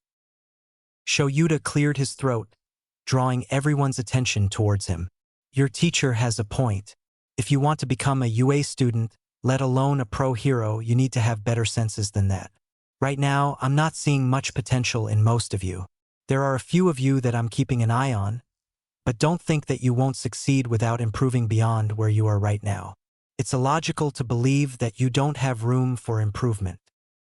There was silence for a bit before the class devolved into mutters. From his position at the back of the room, he easily heard the Mineta brat grumble. Does he really work at UA? He doesn't look like any hero I know. What is he? The janitor? Midoriya cleared his throat, and the entire class turned to him. Actually, he's an underground hero, which is why you probably don't recognize him. Underground pros tend to work at night, and they handle the seedier side of heroics. Interrupting back-alley drug deals, saving victims of muggings, sometimes going undercover in villain organizations. It's not the flashiest or most glamorous job, but somebody's got to do it. Hell, they're probably more respectable than limelight heroes, considering they don't get paid as much due to not being in the official rankings or the public eye, but they still put in over twice as many hours as the average limelight pro. You think Death Arms stretching himself to 50 hours of patrol in 1 week is impressive? The average underground hero does 80 hours in a light week. Shoyuta nodded.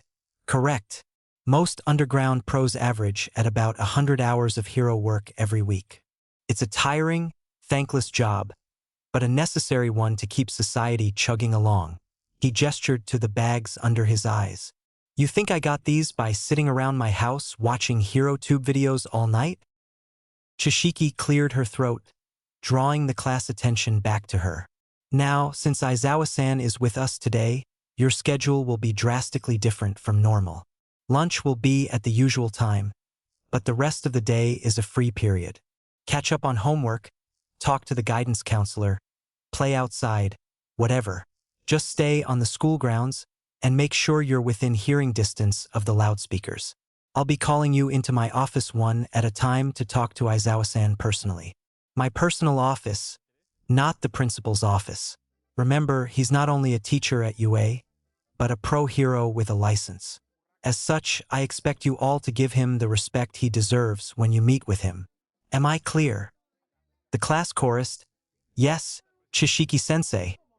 She nodded. Good. Dismissed. Bakugu, you're first on the list. Sue. Chapter 7. Katsuki crossed his arms as he sat across the table from the hero.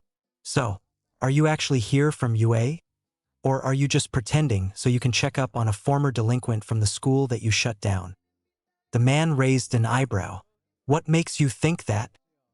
Katsuki shrugged. I heard your voice on the intercom the day Aldra Junior High closed. I forgot about it afterwards, but hearing you speak in the classroom reminded me. The man huffed. Okay, I have to admit that's impressive. Remembering a voice after only hearing it once 2 years prior? Not a lot of people can pull that off. Katsuki waved a hand dismissively. Whatever. So are you making sure I'm not getting worse? Or are you actually scouting for potential UA students? The hero scoffed. I don't make it a habit to lie about my intentions, unless I'm dealing with someone who breaks the law. Yes, I work at UA, and yes, I'm the one who was sent here this year to scout for potential students. It's a yearly thing, but it's usually a different staff member each year. Katsuki nodded. Right, I remember that 13 visited last year. So, what did you want to talk about? The man grunted. The usual. Grades, potential behavior issues, goals, the works. Katsuki shrugged. Well, I've got all 93s or higher. My only behavior issues are that I tend to have a short temper, which I'm working on, and I want to be a pro hero. Used to want to be number 1 so I could prove that I was the best. But considering it was Aldera that got that idea in my head, I'm not so sure if I want to aim for that anymore. Not to mention, there are plenty of heroes out there who are awesome without having to be number 1. Maruko's basically my fucking spirit animal. Aizawa sighed. Well, hopefully you're more willing to work with other people than she is. Teamwork is something we look for in UA students, and being an asshat isn't going to get you anywhere. Katsuki waved a hand dismissively. In my experience, being an asshat gets people to show their true motives faster. Gets them aggravated and makes them get to the point. Saves time that could be better used saving lives. The hero made a weird noise that Katsuki realized was a hasty attempt at disguising a snort. Clearly, he'd passed some kind of unofficial test with the guy. Well, if there's nothing else you want to talk about, go ahead and go do whatever you want. Katsuki tilted his head in thought. One question. The principal of Aldera, what was his sentence? Aizawa hummed. 5 years in prison and permanent removal of his teaching certification, if memory serves. Katsuki smirked. Good. Fucking deserved it. Shoyuta raised an eyebrow as Midoriya walked in right as the previous student left the office. That was fast. The kid shrugged and sat down on the other side of the desk. I knew that Netsu-san was the one going before me, going off of the order people were being called in. And Chishiki-sensei's brought me to her office before. I figured I wouldn't waste your time by making you wait for me to get here. Shoyuta hummed. So, you were just standing outside the office while I was meeting with the last kid? Midoriya grunted. If you're worried about me listening in on what you were talking about, don't be. I might be sassy, but I'm not a jerk. I know better than to invade someone's privacy. Shoyuta huffed. Good. Now, let's start with your grades. Midoriya grinned. I see my file there on the desk. Why ask about my grades when they're right there? No, you're looking to see if I'm honest about my achievements. See if I'll exaggerate or downplay my skills. I'm assuming your next question is about behavioral issues, right? Shoyuta said nothing, but inwardly he was shocked. This kid picked me apart from just a few clues. Fuck, Nedzu might like him. Outwardly, he grunted. Well, you're more perceptive than most brats I've scouted at this school. Did your blonde friend tell you about his meeting with me? Midoriya shook his head. Nah. Figured you'd want something like doctor-patient confidentiality. Especially since if people know what you're looking for, they'll try and put up an image of what they think you'll like. Being honest is always the best policy. Especially when you're dealing with somebody who's spent years looking for tiny details. Right? Eraserhead. Shuta's eyes widened, then narrowed. You're the bush boss that my kid talks about, aren't you? Midoriya grinned. In the flesh. Give Insomnicat my regards. Will you? Shoyuta huffed. Maybe later, but right now let's talk about you. Midoriya sighed. You're aware that any notes on my file from my elementary school teachers are exaggerations or outright lies, right? Shoyuta nodded. I'm the hero who was brought in to investigate your old middle school. I am very aware of their poor treatment of you before you had your diagnosis rescinded. And I will admit, I'm disgusted that those scum were ever allowed to be teachers. Midoriya smirked. That's good. I'd hate to find out that UA is just as bad as them. Gosh, I sure hope it isn't. Despite himself, Shoyuta snorted. Kid, the rat god tends to pick his employees from people who've been abused or discriminated against. Nobody's gonna give you a hard time for a quirk or a lack thereof. Even if they did, they'd be gone within an hour of Nedzu finding out. Midoriya's smirk widened. Glad to hear that. Is there anything else you wanted to discuss with me? Or can I head back to my friends and leave the next poor sap to your discretion? Shoyuta grinned. No, that'll be all. As the kid closed the door behind him, Shoyuta glanced over at the computer screen on the desk, which was currently displaying the footage from the security camera posted over the door. He watched the kid's expression morph from a smug grin to a genuine smile as he jogged off towards the classroom. Midoriya Izuku, huh? I'm looking forward to seeing what you pull off at the entrance exam. Kyuka poked her head into Chishiki-sensei's office, tensing when Aizawa-san looked up at her. Jiru Kyuka, right? Sit down. She closed the door behind her, sitting down in front of the desk and placing her hands in her lap. So, what did you want to talk about? He hummed. Well, to start, how well do you perform in classes? She felt a bead of sweat run down the back of her neck. Well, I put in a lot of effort into my schoolwork. The other kids say I'm smart for someone my age, but I'm near the middle of the class in academics. The hero sighed, and Kyuka tensed even further. Jiru, we're not talking about how well you do compared to others. We're talking about how well you do objectively. Now I'll ask again. How are your grades? Well, I usually get somewhere between 87 and 94 in most classes. Sometimes a 95 overall if I do really well that semester. Aizawa-san hummed, and more sweat ran down her neck. I see. And how well do you get along with other kids your age? Well, a lot of them say I'm kinda sassy, but we tend to work together fine. Nobody seems to have issues working with me on school assignments.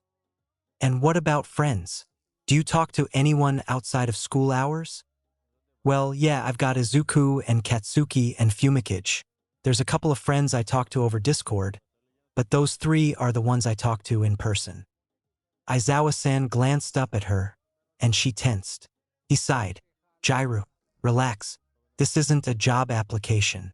My judgment today isn't going to determine if you get into UA or not.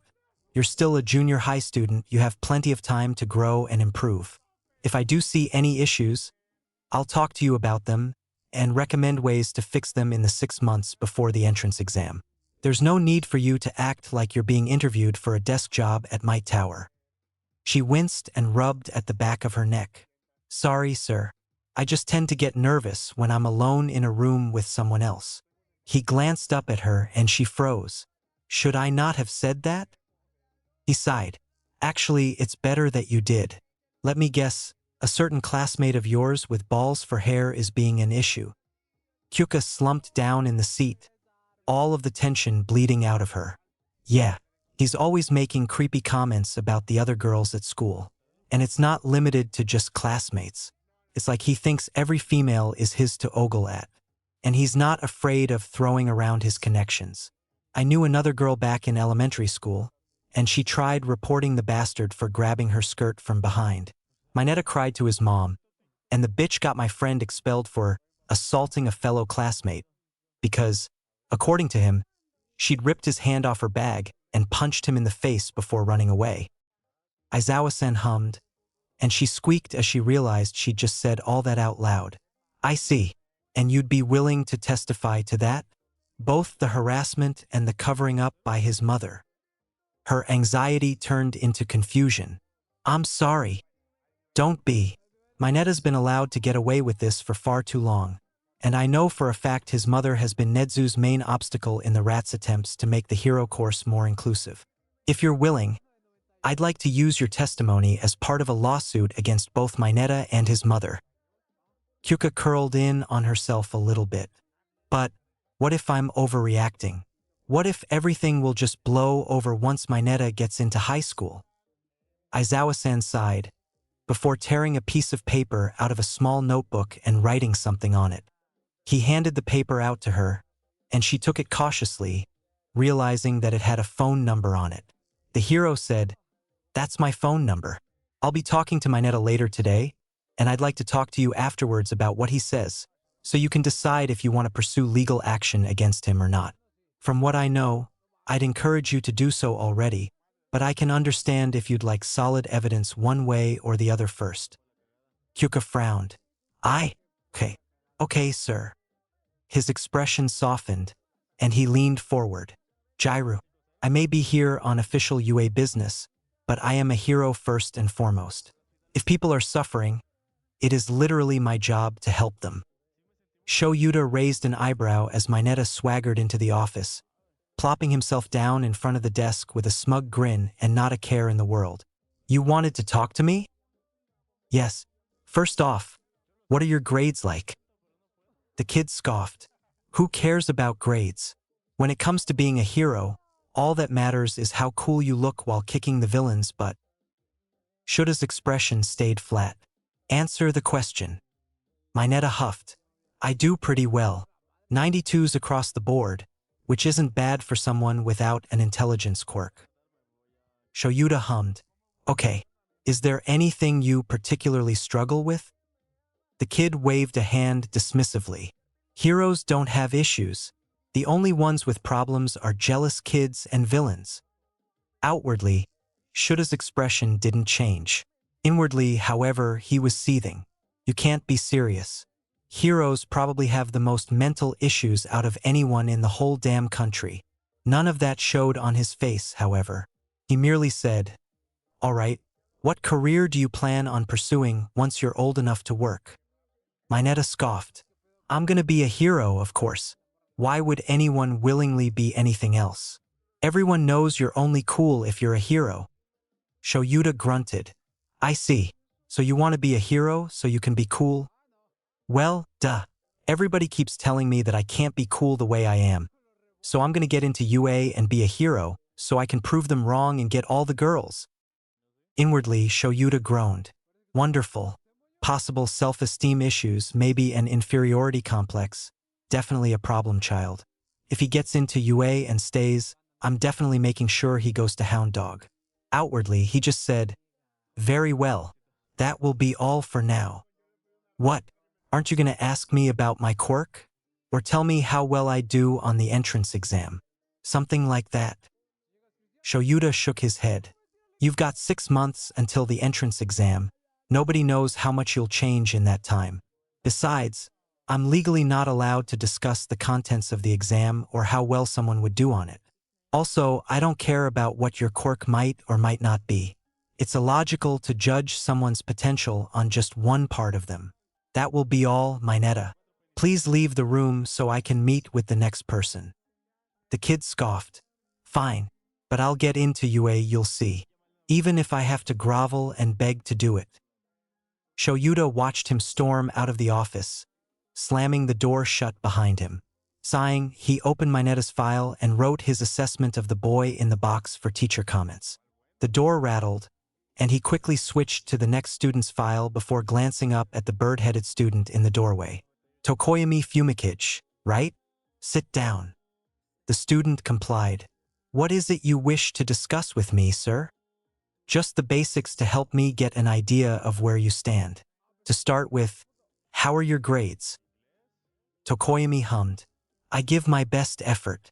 As a child of darkness, I am constantly struggling to step into the light of success." Shoyuta sighed. "In Japanese, please." A shadowy figure popped out of the boy's uniform shirt, resting one thick arm on his head. Good luck with that. Fumi's really committed to being all emo. If you want, I can help translate for you. Shoyuta nodded. That would be appreciated, yes? Well, to answer your question, we usually get semi-decent grades. Mid to high 80s, maybe a 91 if we do really well. Technically, Fumi's the only one doing assignments, but it's not like we can be forced to work alone. Shoyuta shrugged. True. How well do you work with other people? Tokoyami huffed. We are fine. Others do not usually associate with us devils, but those who do are amicable. He means that a lot of people either ignore us or are rude because Fumi's always emo and they see me as either creepy or a puppet. It's annoying. But Kyuka and Izuku are always nice. And Katsuki always joins in for group projects and stuff. They're great to have around. And Izuku always has so many fun questions about what I can do. Shoyuta suppressed a chuckle. Man, those 5 are basically attached at the hip.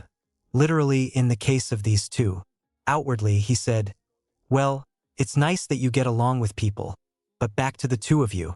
What are you hoping to do once you graduate high school? Tokoyami responded, I wish to bring light to those that live in darkness like we once did. Dark Shadow huffed. He means we want to be heroes to give hope to kids who feel like their quirks are evil or ugly. You wouldn't believe how many times Fumi got called names because of how he looks. And it's not even his quirk that does that. Shoyuta hummed. All right then. Well, I think that'll be all. You're free to head back to whatever you were doing before you were called.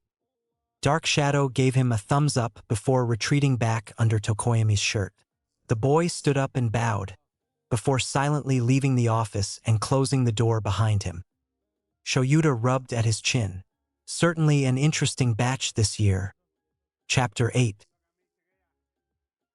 Izuku glanced up at the massive building ahead. Wow, UA really takes everything to the extreme. Huh. Katsuki snorted. It's in the damn motto, nerd. What else did you expect? Izuku shrugged. Can't argue with that. They started forward, only for Izuku to trip on a loose brick in the path. As he fell forward, his mind raced through his different options. Meta Knight sword? No, that'll ruin the pavement. Sandman? Maybe, but there's a chance it'll break under my weight. Crap. Can I even catch myself with something without violating quirk usage laws? Shit, I don't think I can. Wait, why haven't I hit the ground yet? As he returned to his senses, he noticed that he was floating at about a 45-degree angle to the ground. Glancing back, he noticed a short girl with brown curls holding onto his shoulder. Sorry, I noticed you starting to fall, and I kinda acted without thinking. Sorry for using my quirk on you without permission, but I figured it'd be bad luck to trip right before the exam. You know? Izuku shrugged and adjusted himself so that he was standing upright. Maybe. I dunno. Never been one for superstitions, personally. The girl placed her fingertips together and said, Release! Izuku felt the pull of gravity return, and his eyes widened. Hang on. Newton S. Bain? The girl gasped. You must be Bush Boss. Wow, what a coincidence, huh? Who would have thought we'd both show up for the UA entrance exam? Izuku snorted. Well, the server is called Hero Hopefuls, so. She giggled. True, true. She stuck her hand out in a greeting. Uraraka Ochako. Izuku grinned and accepted the handshake. Midoriya Izuku. The blonde here is Bakugu Katsuki, otherwise known as King Explosion. Katsuki stuck his hand up. Yo, nice catch, by the way. Good reflexes. She rubbed at her neck sheepishly. Hey, I guess. Her eyes widened. Crap, we gotta get moving. We don't want to be late for the written exam. She quickly ran off towards the entrance, and the 2 boys followed. Izuku waved as he walked up to Katsuki, the 2 of them heading towards the auditorium for the practical exam. So, how'd the written exam go for you? The blonde scoffed. Nothing outrageous there. I sure fucking hope I passed. Of course, I bet you did way better than me. There was a tap on Izuku's shoulder, and he turned on his heel to walk backwards, grinning when he saw Kyuka walking behind him. "Hey, how'd the exam go?" She shrugged. "Like Kat said, nothing too ridiculous. A lot of it was stuff that Chishiki-sensei gave us in the past few weeks, so I'm wondering if she was deliberately preparing the class for the written exam here." Tokoyami huffed as he appeared behind Katsuki. "I would not be surprised if she did. For all her teasing, Chishiki-sensei does genuinely wish to see us succeed." Katsuki whistled. "Wow, not a single mention of darkness or demons in either sentence. Good job, Edgar Allan Crow." Tokoyami snorted well, as best as he could with a beak. "Please, a more accurate name would be Quoth the Raven." Katsuki snapped his fingers. "Damn, you're right. Gonna have to start using that one." Tokoyami grinned. "I would not have suggested it otherwise, Sparky Boom Man." Kyuka chuckled. "I see you finally got around to watching Avatar: The Last Airbender. About damn time." They continued chatting as they entered the auditorium, quickly finding 4 open seats next to each other. As they waited, Uraraka slipped in and sat down right behind Izuku. As she tapped him on the shoulder, his eyes widened, and he turned to Kyuka. "Oh, right. Kyuka, this is Uraraka Ochako. You know her as Newton S. Bane. Uraraka, this is Jairu Kyuka, aka Totally Jacked." Uraraka grinned and stuck a hand out. "Nice to meet ya." A boy with purple hair sitting in front of Katsuki suddenly twisted in his seat and laid his arms on the back of his chair. "Wow. Did the hero hopefuls really all sit together? Talk about a coincidence." He stuck a hand out in greeting. "Ayama Hitoshi, aka Insomnicat. Go ahead and call me Hitoshi." He glanced over at Izuku. "You must be Midoriya Izuku, aka Bush Boss. Dad said he was looking forward to seeing what you could do." Izuku grinned. "Well, I'd better go plus ultra if I'm to impress the great and powerful Eraserhead." Hitoshi snorted. "I'm honestly looking forward to seeing what you can do myself." Kyuka frowned. "Hey, Hitoshi, if your parents are teachers here, why didn't you take the recommendations exam?" He sighed. "I considered it, but I decided that I'd rather try to get in on my own merits. See, one of my primary motivations is to spite everyone who ever called me a villain in the making, and I can't do that if I just coast by on my connections." Kyuka shrugged. "Fair enough." The lights dimmed, and everyone turned their attention back to the front. A spotlight shined down on the stage, revealing Present Mike standing there in all his banana-haired glory. Everybody say "Hey." Dead silence. What a refined audience. In any case, welcome to the practical exam for UA's Heroics course. Your task today? Fighting robots. The screen behind the hero lit up with 4 equal sections, each containing a black shape with a white outline. Hitoshi winced. "Robots, huh? Well, fuck me." Present Mike continued. "Once the exam begins, you'll be released into a fake city with several robots, each worth 1, 2, or 3 points. Robots with higher point values are harder to take down, so you have to decide whether to take the risk and get the reward, or play it safe and build up your score slower." Suddenly, a boy with blue hair stood up on the other side of the auditorium. "Excuse me, sir. The handouts clearly indicate a 4th type of robot. I do hope UA would not overlook something as important as this." Izuku noticed a slight twitch in the hero's eye. Okay. Calm down, listener. I was just getting to that. You're absolutely right, there's a 4th type of robot. However, this guy is worth 0 points. He's an impassable obstacle, and he absolutely rampages at close quarters. So if you see him, your best chance is to run the other way." The teen nodded. "I see. Please pardon my interruption." Once he sat back down, Present Mike continued. "You've been divided into groups and assigned to different testing areas already. Your site should be indicated on the handout you received before the written exam. Once the exam begins, you'll have 10 minutes to wreck as many bots as you can. Any questions?" The auditorium stayed silent, and Present Mike nodded. "All right, then. Give it your all out there, listeners. Plus ultra." Izuku glanced around at the crowd standing by the gates to the testing site. There was a tap on his shoulder, and he turned to see Uraraka standing there. "Hey, what's up? Just wanted to wish you good luck. I mean, this is a pretty big thing. What if I don't get enough points?" Izuku suddenly poked her in the forehead. "Hey, none of that, you hear me? Self-doubt is only going to lower your performance. You want to give this your best shot, so don't even consider failure as an option. You go out there and you be a hero, you understand?" She nodded and pumped her fist in excitement. "You're right. I've totally got this. See you on the other end." She headed off into the crowd, and he smiled before mentally going through his inventory. Right. I want movement and power output. His hair glowed, and balls of light descended from his curls, solidifying into an extreme gear that he grabbed out of the air. That covers mobility. Now, what to use for DPS?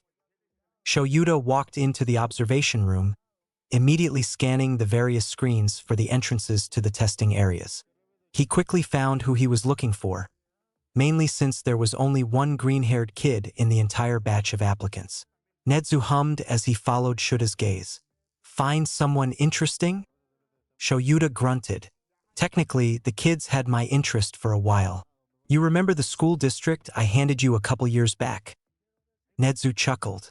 "You're referring to Aldera, yes?" "Yeah, those bastards. Well, this kid was the catalyst for the entire investigation, and he's currently enrolled at Mizutofu Junior High. He caught my attention when I did my usual scouting trip. He's smart, even without an intelligence quirk." Nedzu hummed with interest. "What is his quirk, exactly?" "Not entirely sure. I didn't really look at it much beyond the name like I normally do. All I know is that it's called Save File. Though, considering he's now holding stuff that he didn't have with him before, I'd say it's some kind of storage or creation quirk." Nedzu rubbed his chin, pulling up the feed from the entrance of Site B on his personal laptop. "How very interesting. Still, we mustn't make biased judgments. I assume you can do that." Shoyuta huffed. "The only person you should be concerned about in terms of bias is my kid. And even then, you know me better than that." Nedzu chuckled. "Too true, Aizawa-kun. In any case, let's begin." Present Mike shouted, "Go!" Immediately, Izuku jumped forward, landing on his extreme gear and shooting off into the fake city. Behind him, he heard the hero yell out, "What are you waiting for? There's no countdowns in real life. That kid's got the right idea. Go, go, go!" Izuku focused his attention on the streets ahead. A group of one-pointers rounded the corner, immediately locking onto him. Izuku grinned and removed one hand from the board, allowing his Meta Knight sword to appear in his grip. The mask appeared on his face, and his eyes glowed green through the V-shaped slit. "Let's party." He swerved around a hail of what were hopefully rubber bullets, before slashing. A crescent-shaped wave of blue fire burst forth, cutting through the group of one-pointers in an instant. 10 points. He rushed forward, veering around the corner and immediately jumping over a wave of fire from a batch of two-pointers. 2 more slashes cut through the robots, the beams taking out what the sword itself didn't. 18 points. He shot through the city, laughing wildly. "Come one, come all. Free ass-kickings. Get 'em while they're hot." Shoyuta hummed to himself as he watched the Midoriya kid tear through his testing site, demolishing batches of faux villains in seconds. "That's a pretty interesting quirk." Vlad glanced over his shoulder and grunted with interest. "What is it? Some kind of fire quirk?" That would explain the waves of fire and how he's able to propel that hoverboard. Shoyuta shook his head. "It's actually a lot more interesting. That hoverboard uses an advanced propulsion system that takes in the air around it and expels it out of the bottom and rear to hover and move at high speeds." Vlad raised an eyebrow. "And how would you know?" Shoyuta grinned. "Because I've seen it in one of the games that my kid occasionally plays with his Discord friends." Namuri's eyes widened. "So his quirk lets him use stuff from video games?" Nedzu hummed excitedly. "So it would seem. Quite the versatile ability, even if he's restricted to things that operate within the bounds of physics. The sword in particular intrigues me. I believe the items he summons can retain their properties from the game they come from, hence why the sword is able to create those waves of fire. However, notice how he is constantly keeping one hand on the hoverboard. It would seem that he needs to stay in contact with his items in order to keep them equipped, as it were. It would also appear that some objects have to be summoned together, since I doubt the mask serves any purpose. Namuri rubbed at her chin. Well, so long as he uses stuff from pre-Quirk era games, he shouldn't have to worry about copyright at the very least. Vlad coughed. If he gets in, that is. Netsu smiled. It's looking more like when than if at this point. Oh, it appears we have 2 minutes left. Shudakuen, do the honors. Shoyuta grinned and slammed his fist on the big red button set on the desk underneath the monitors. The ground rumbled, and Netsu cackled maniacally as the zero-pointers emerged in the 16 testing sites. Let's see Midoriya handle that. Izuku glanced up as the ground audibly rumbled. What's going on? He leaned back, allowing his extreme gear to carry him up the side of a nearby building. As soon as he crested the edge of the roof, he pulled the board out from under his feet and slid to a stop, peering out over the sprawling fake city. Immediately, he spotted a cloud of dust rising off in the distance, and he could hear several screams echoing in that direction. Without thinking, he dove off the side of the building, landing on the extreme gear and speeding off in that direction. After a few twists and turns, along with a few more points from robot clusters, Izuku emerged from a side alley onto a street littered with debris and filled with fleeing applicants. Glancing in the opposite direction, Izuku felt his breath catch in his throat as he recognized the shape of the zero-pointer from the orientation. Mike really didn't do the damn thing justice. Rampages in close quarters, my ass. Everywhere is close quarters for that thing. He prepared to flee, only to freeze when he heard a cry of pain. Whirling around, he saw Uraraka with her legs stuck underneath a giant chunk of rubble, likely from one of the nearby buildings, and she was trapped right in the path of the zero-pointer. His brain shut down. Running completely on instincts and muscle memory, he ran forward. His extreme gear and meta knight sword dissipated, but he didn't care. All he could see was Uraraka, trapped and about to be crushed. I was hoping I didn't have to use this, but desperate times call for desperate measures. His hair glowed green, and the balls of light coalesced into a sword in his right hand and a green cap on his head, with a pulsing 5-pointed star on the brim. Izuku felt his feet hit the road, and he leapt, streaking through the air towards the zero-pointer. He grabbed the handle of the sword with both hands, and the blade flashed. The sword suddenly grew to the size of a 3-story building, and Izuku held on, knowing that the handle was stuck to his hands. Roaring, he swung, and the blade cut right through the zero-pointer. The enormous robot froze in place, and Izuku landed back on the street, the sword shrinking to normal size in a couple seconds. He spun the sword in his hand before snapping it out to the side. The zero-pointer suddenly split in half, the two sides falling against the buildings lining the street.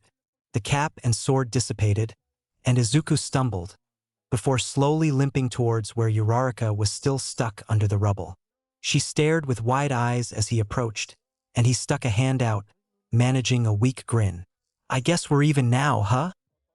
She grinned back, before wincing and looking back at her trapped leg. I'd take the hand up, but my quirks hit its limits. Izuku frowned and stepped forward, pressing both hands against the chunk of debris. He strained as hard as he could, but it didn't move. Panting, he let go, stepping back and wiping his forehead.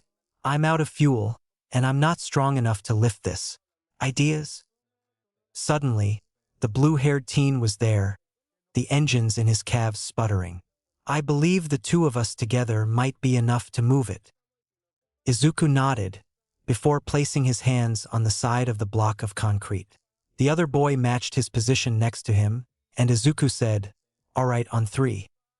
1, 2, 3. They heaved, and the rubble slowly tilted on its edge, before crashing down on its side next to Uraraka. The brown-haired girl quickly swiveled her upper body and started rubbing at her ankle, while Izuku and the other boy collapsed to the ground, their chests heaving. Present Mick's voice rang out. And, time. The entrance exam has now concluded. Katsuki panted as Mike called the end of the exam, still rubbing his wrists as he looked up at the wreckage of the zero-pointer. Damn, still haven't gotten the angle right for that move. I need more practice.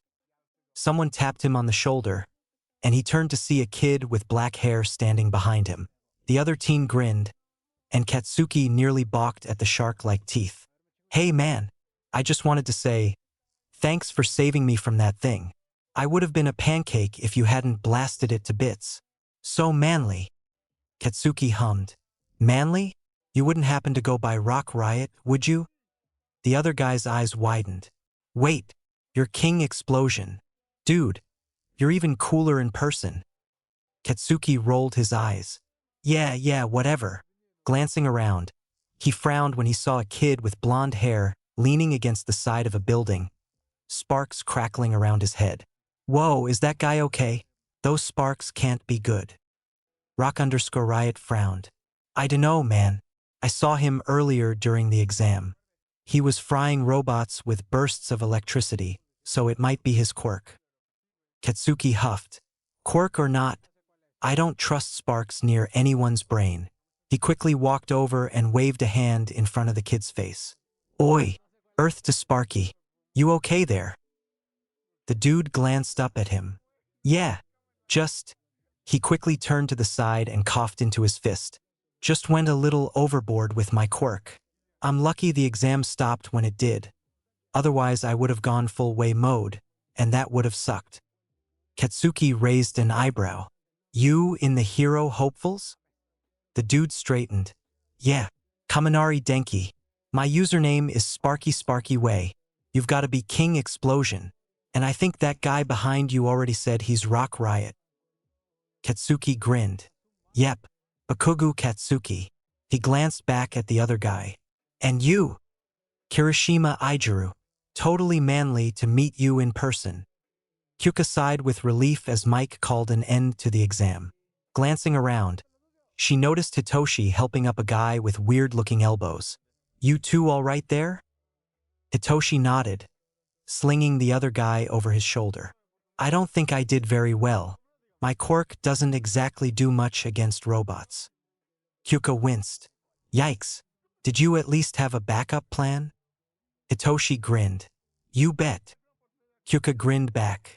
Then I expect to see you in the hero course at some point next year.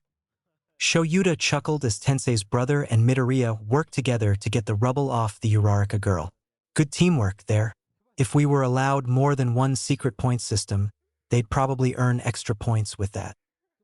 Netsu sighed. Unfortunately, we are not. But at least we can give them both rescue points for their actions. Vlad winced.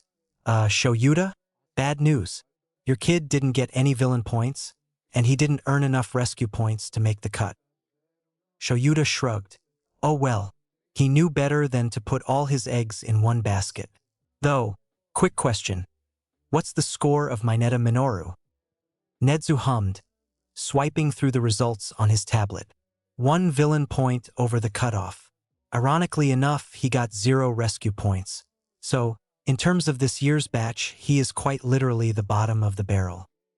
Shoyuta allowed his logical ruse grin slip onto his face. And with any luck, we'll be cutting out the rotting bottom and replacing it with a fresh one within a week of the new school year. Chapter 9. Following the entrance exam, Izuku was a nervous wreck. Every day after getting home from school, he would run to the mailbox outside the apartment and check for anything from UA. That Friday, it had gotten to the point that Chishiki-sensei had to take him aside to her personal office. Midoriya, calm down. I'm sure you did just fine. But what if I didn't get enough points to pass? What if getting a quirk wasn't enough? Oh God, am I gonna have to settle for Gen Ed?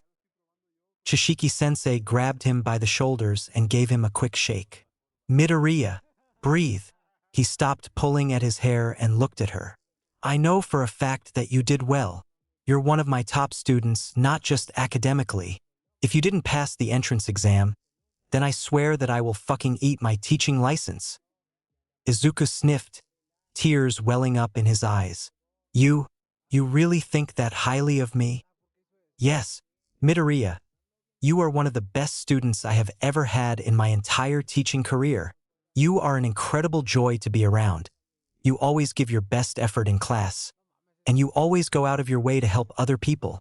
If that rat god doesn't give you a chance to be a hero, I swear I will walk up to his office and punch him in the face."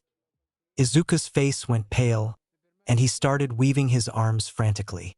No, you don't need to do that over me. I'll be fine, I dash." Shishiki-sensei grabbed him firmly by the shoulders, and he stopped talking. "Midoriya, you are worth it. I don't care what the fuck Aldera put in your head about your value as a person. None of it is true. You are a wonderful person, and I will be surprised if you don't reach the top 10 in the hero rankings within a year of your graduation." Izuku took a deep breath, his shoulders slumping a few inches. "Thanks, sensei. I just couldn't help but worry." She patted him on the back. "Don't sweat it. Can't have my best student ruining his grades because of overstress. I'll let your mom know that you need some time to unwind. I don't want to hear about you going out and training at any point this weekend, you hear me? You need a mental health break." Izuku tossed up a mock salute. "Yes, ma'am. Will that be all, ma'am?" Shishiki-sensei snorted and slapped him on the back. "There's the Midoriya I know and love. Go on, get back to your friends. They're probably wondering if they need to strap you to your bed and force you to watch cat videos." A snort came from the doorway, and Izuku turned to see Katsuki standing there. "Funnily enough, that was our first idea. I guess you beat us to him. Huh?" Shishiki-sensei nodded and pushed Izuku in the back, sending him stumbling into Katsuki's arms. "Get that boy home and de-stressed. I'll let your teachers know that I prescribed him 12 hours of forced R&R." Katsuki chuckled. "Pretty sure you can't fucking prescribe something unless you're a doctor, but whatever." Apparently, Mom had noticed Izuku's steady decline, so she was ready and waiting when he and Katsuki showed up at the apartment. The moment he opened the door, she immediately dragged him to the living room and plopped him down on the couch, wrapping him in his favorite all-night blanket and handing him a steaming cup of hot chocolate. Before he could protest, she'd stuck his computer on his lap, already open to his favorite cat compilation. It only took a few seconds before he sighed, the tension bleeding out of his shoulders as he practically melted into the couch. Katsuki sat down next to him and wrapped him in a tight hug, while Mom bustled around in the kitchen, likely prepping Katsudon for dinner. "Thanks. I needed this." Katsuki huffed warmly. "You're shitty at hiding your problems, nerd. This was gonna happen eventually. Just be thankful that we caught it and nipped it in the bud before it started affecting your grades." Izuku's phone dinged, but before he could read the notification, Katsuki had swiped it out of his hands. "Katsuki, gimme it." "No. You are not allowed to look at your phone unless it's something I deem safe for you. Auntie, back me up here." Mom called. "Izuku, until specified otherwise, Katsuki is now in charge of your screen time. You are to only look at pre-approved cat videos and messages from your friends. Katsuki will handle all other notifications." Izuku sighed, before wrapping his hands around his mug of hot chocolate and sinking back into the couch. "Fine." Katsuki smirked and patted him on the head, before turning to Izuku's phone and checking the notification. "Oh, it's just Bo's wondering where you went." No, you don't need to do anything. I'm perfectly capable of updating her on the situation myself. You just sit there like a good boy, watch your cat videos, and drink your hot chocky." Izuku pouted and slumped against the back of the couch. All right, I get it. No thinking for the baby." Kyuka glanced down as her phone dinged. She plugged one of her jacks into it and listened to the automated voice read out the notification. She had Izuku to thank for that idea. Sighing with relief, she glanced over at Fumikage and made a beckoning motion with her finger. Dark shadow popped out from the boy's shirt and slid across the floor, coming up right next to Kyuka's desk. "So, what's the situation with Zuku?" Apparently, he was stressing over the possibility of failing the entrance exam. Chishiki-sensei, Katsuki, and Mamadoriya had to stage an intervention and force him to de-stress. He's currently sitting on his couch, watching cat videos, and drinking hot chocolate. Katsuki confiscated his phone for the foreseeable future. Dark Shadow huffed. I knew something was up with him. Thank goodness they caught it before it got any worse. Huh? Kyuka nodded and turned her attention back to the board before Banga-sensei could accuse her of not paying attention to the lesson on complementary and supplementary angles. In the back of her mind, she could hear Dark Shadow relaying information to Fumikage, before retreating back under the boy's shirt. Fumikage glanced over at her, and she tossed him a quick thumbs up before focusing back on the board. She heard Mineta mutter under his breath. Oh, so when us regular people get stressed, we're told to man up and deal with it. But when Mr. Precious starts worrying if he passed a little test or not, he's allowed to go home early and be excused from schoolwork? Talk about a teacher's pet. Right then and there, Kyuka swore to herself that one day she was going to grind that bastard into a fine paste, stuff him into a wine bottle, and then get Uraraka to chuck the bottle into orbit. Izuku was a smart enough person to admit when he was wrong. He knew that he'd been getting overly stressed, and he really needed the time to unwind and calm down. He knew he probably would have gone crazy if Chishiki-sensei hadn't forced him to go home early on Friday for his own mental health.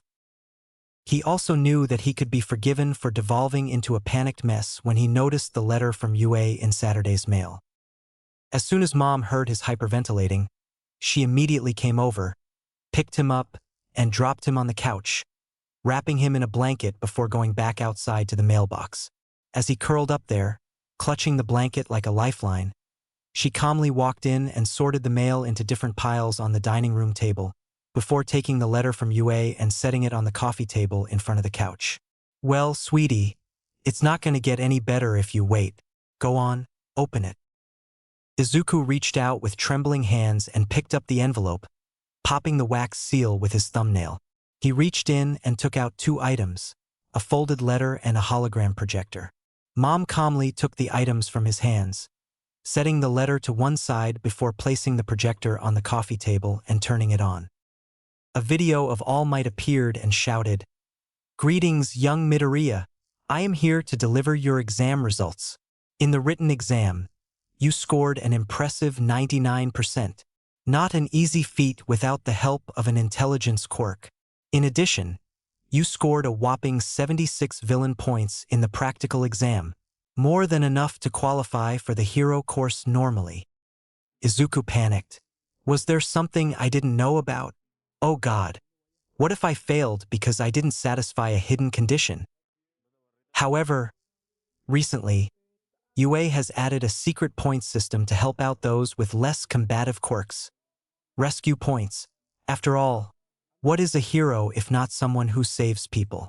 For your heroic actions in the entrance exam, you have been awarded an additional 80 rescue points. Izuku's breath caught in his throat. What? Congratulations, young Midoriya. You have passed Yue's entrance exam with 156 points, making you the top scorer this year, even beating out my old record of 110 points. Izuku brought his hand up to his mouth, tears forming in his eyes. You mean I? Young Midoriya, welcome to your hero academia. The hologram shut off, and the 2 Midoriyas sat there in stunned silence for a few seconds. Suddenly, Izuku threw off his blanket and screeched triumphantly, and Mom jumped up and wrapped him in a bear hug. Izuku, you did it. You're going to UA. I did it, Mom. I'm going to be a hero. Chishiki-sensei, of course, was smug beyond belief. I told you I knew for a fact you'd get in. I still keep in contact with the rat god, after all. I knew the exam results, but I couldn't say anything until the letters had been sent out. Katsuki clapped him on the back the moment the two saw each other in person. Told you, Zuku. You're a fucking boss. We promised to be heroes together, after all. Dark Shadow had wrapped him in a tight hug as soon as Izuku took one step into the classroom. I'm so sorry we didn't notice sooner. We totally could have helped you unwind before it got too bad. Fumikage wasn't quite as emotional, but he offered his apologies for not noticing and assured Izuku that he would be more vigilant in the future. Kyuka was close to tears, wrapping Izuku's hand with one of her jacks and dragging him over to her desk. Always tell us when you're stressed in the future, all right? Never think that you have to keep your problems to yourself. She then proceeded to pull him into a hug, causing most of the class to either turn red or let out wolf whistles. Mineta simply grumbled and buried his nose in his homework. Once she released him, Izuku stumbled back to his desk and sat down, his entire face one deep red blush. Kyuka wasn't much better, her face buried in her hands and constantly making squeaking noises. Chishiki-sensei walked in, looked at the expressions of everyone assembled, and decided to just move on in her own blunt way. Well, those of you who took the UA entrance exam, I'm sure you've gotten your results back by now. Those of you who got in, congratulations. Those of you who didn't, oh well, you'll always have other opportunities. Whether that's other hero schools or other career paths is up to you. Mineta coughed into his fist and rubbed it against his chest, leaning back in his seat and wearing a smug grin. Chishiki-sensei continued, by the way, passing doesn't ensure your spot in the hero course, especially you poor saps in 1A. Your behavior for the remainder of the school year can potentially have your attendance revoked, and as homeroom teacher is notorious for expelling those who he believes don't live up to his standards. So don't feel safe. Mineta just continued looking smug. Izuku and Kyuka had since recovered from their respective blushes, and were currently glaring at the grape with barely concealed disdain. As was most of the class, really. The boy had made a reputation for himself at Mizudafu Junior High for using his mom's position on UA's school board to get himself out of whatever trouble he ended up in, and said reputation hardly endeared him to most of the students and faculty. Of course, he completely misinterpreted the reason for their disgust, believing them to either be jealous of his quirk or literally looking down on him for his lack of height. Chishiki-sensei cleared her throat, bringing everyone's attention back to the front. Still, regardless of the results of the entrance exam, you all are still my students, and this is still a school. You are not excused from lessons just because you've been accepted to a high school. Your grades can impact your attendance just as much as your behavior. As such, I expect you all to continue giving your assignments as much effort as you have so far this year. Am I clear? They chorused. Yes, Chishiki-sensei. She nodded. Good. Glancing up at the clock, she sighed and closed her folder, picking it up and holding it by her side. Hate to sound like a broken record, but we're out of time for homeroom. Class dismissed. The bell rang just as she walked out. The class got up and started filtering out the door, though most students tossed glances at Izuku and Kyuka before they left. Katsuki simply turned around in his seat, leaning on the back of his chair and grinning at Izuku. Gee willikers, Zooks, I didn't know you had a tech kink. Izuku's blush returned in full force, and he slammed his face into his desk, the impact actually making the surrounding empty desks jump a couple centimeters into the air. Fumikage chuckled as he walked over. For once, I agree with the Bomberanian. Your feelings clearly go far beyond simple friendship, do they not? Kyuka buried her face in her hands and whimpered. Katsuki's grin widened. Oh, come off it, you two. This has been a long time coming, ever since Zuka stepped in and stood up to Bose's primary bully. She probably had the hots for him the entire time. It's just neither of you had the balls to open up and admit it. A loud gagging sound came from the back of the room, and the four of them glanced over at where Mineta was sitting.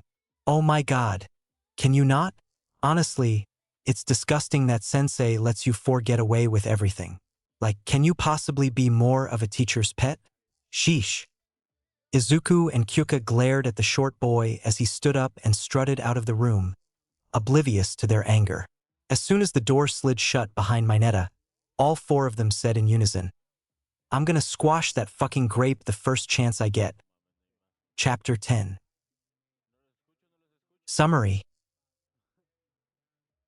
The first day of school is a big day, especially for UA's brand new first-year students. Unfortunately, or fortunately, depending on your viewpoint, not everyone gets to stick around. Izuku glanced up at the massive building sitting before them. 2 months later, and it only feels more impressive, doesn't it? Kyuka nodded, her hand intertwined with his. Well, it's not going to get any less impressive while we stand here gawking. Come on, let's get to class.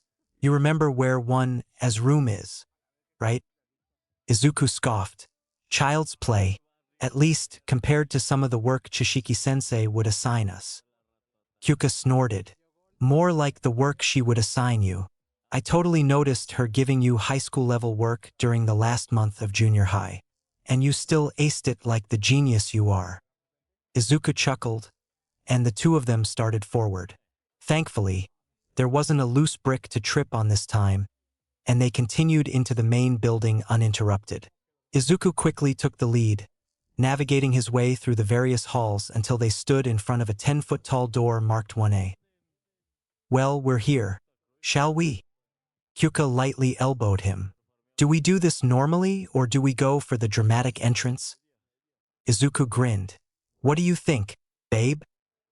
They locked their hands in place and stepped forward, Izuku catching the door with his right hand and sliding it open in a practiced maneuver. The two of them spun into the room together, catching the attention of everyone inside. Izuku stopped in front of the teacher's podium, allowing Kyuka to spin in place before he dipped her into a passionate kiss.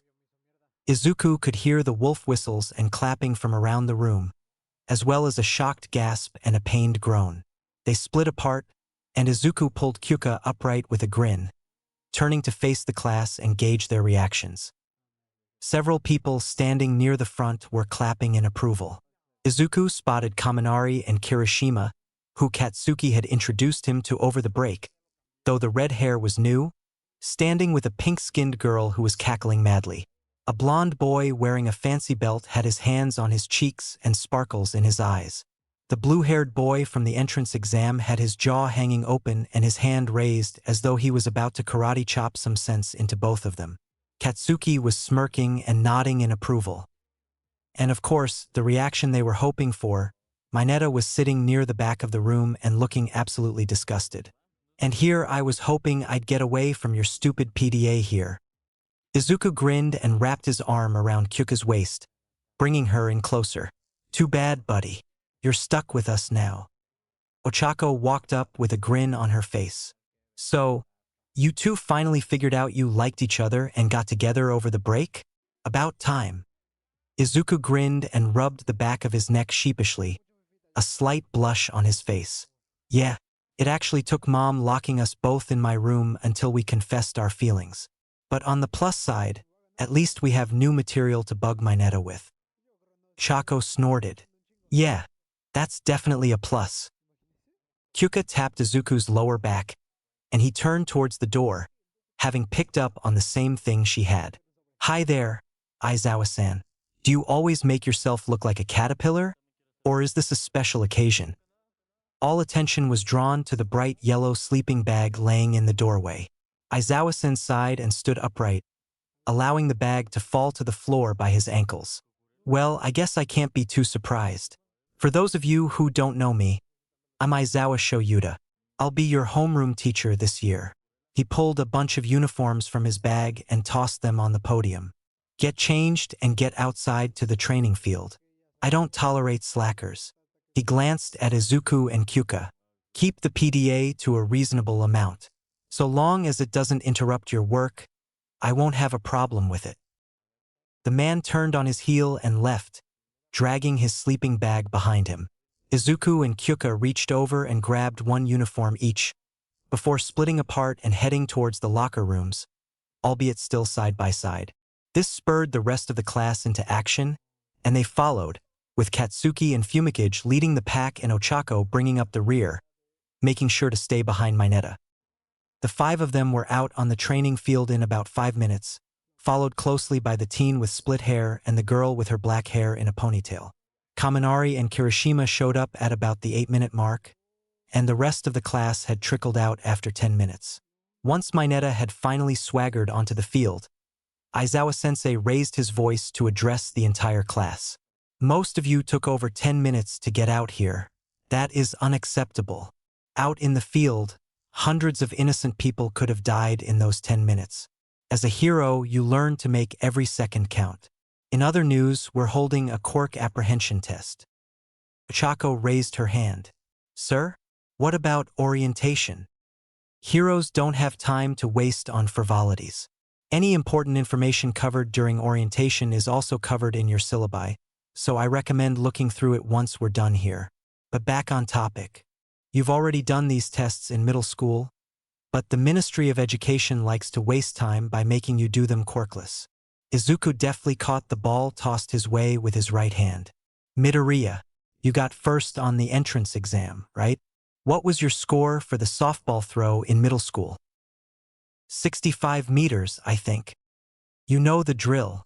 Stand in the circle and throw that as hard as you can, but this time, you can use your quirk. Izuku hummed and moved to stand in the circle. Alright, what do I have on hand that deals little damage, but a lot of knockback? His hair glowed, and the balls of light coalesced in his left hand, forming an iron sledgehammer. There's nothing against me hitting it after it's in the air, is there? Aizawa-sensei grinned. You heard me. The only rule is that you have to stay in the circle. Izuku felt a matching grin slide onto his face, and he tossed the ball up in the air. As it reached its zenith, he grabbed the handle with his other hand and lifted the hammer into the air behind him.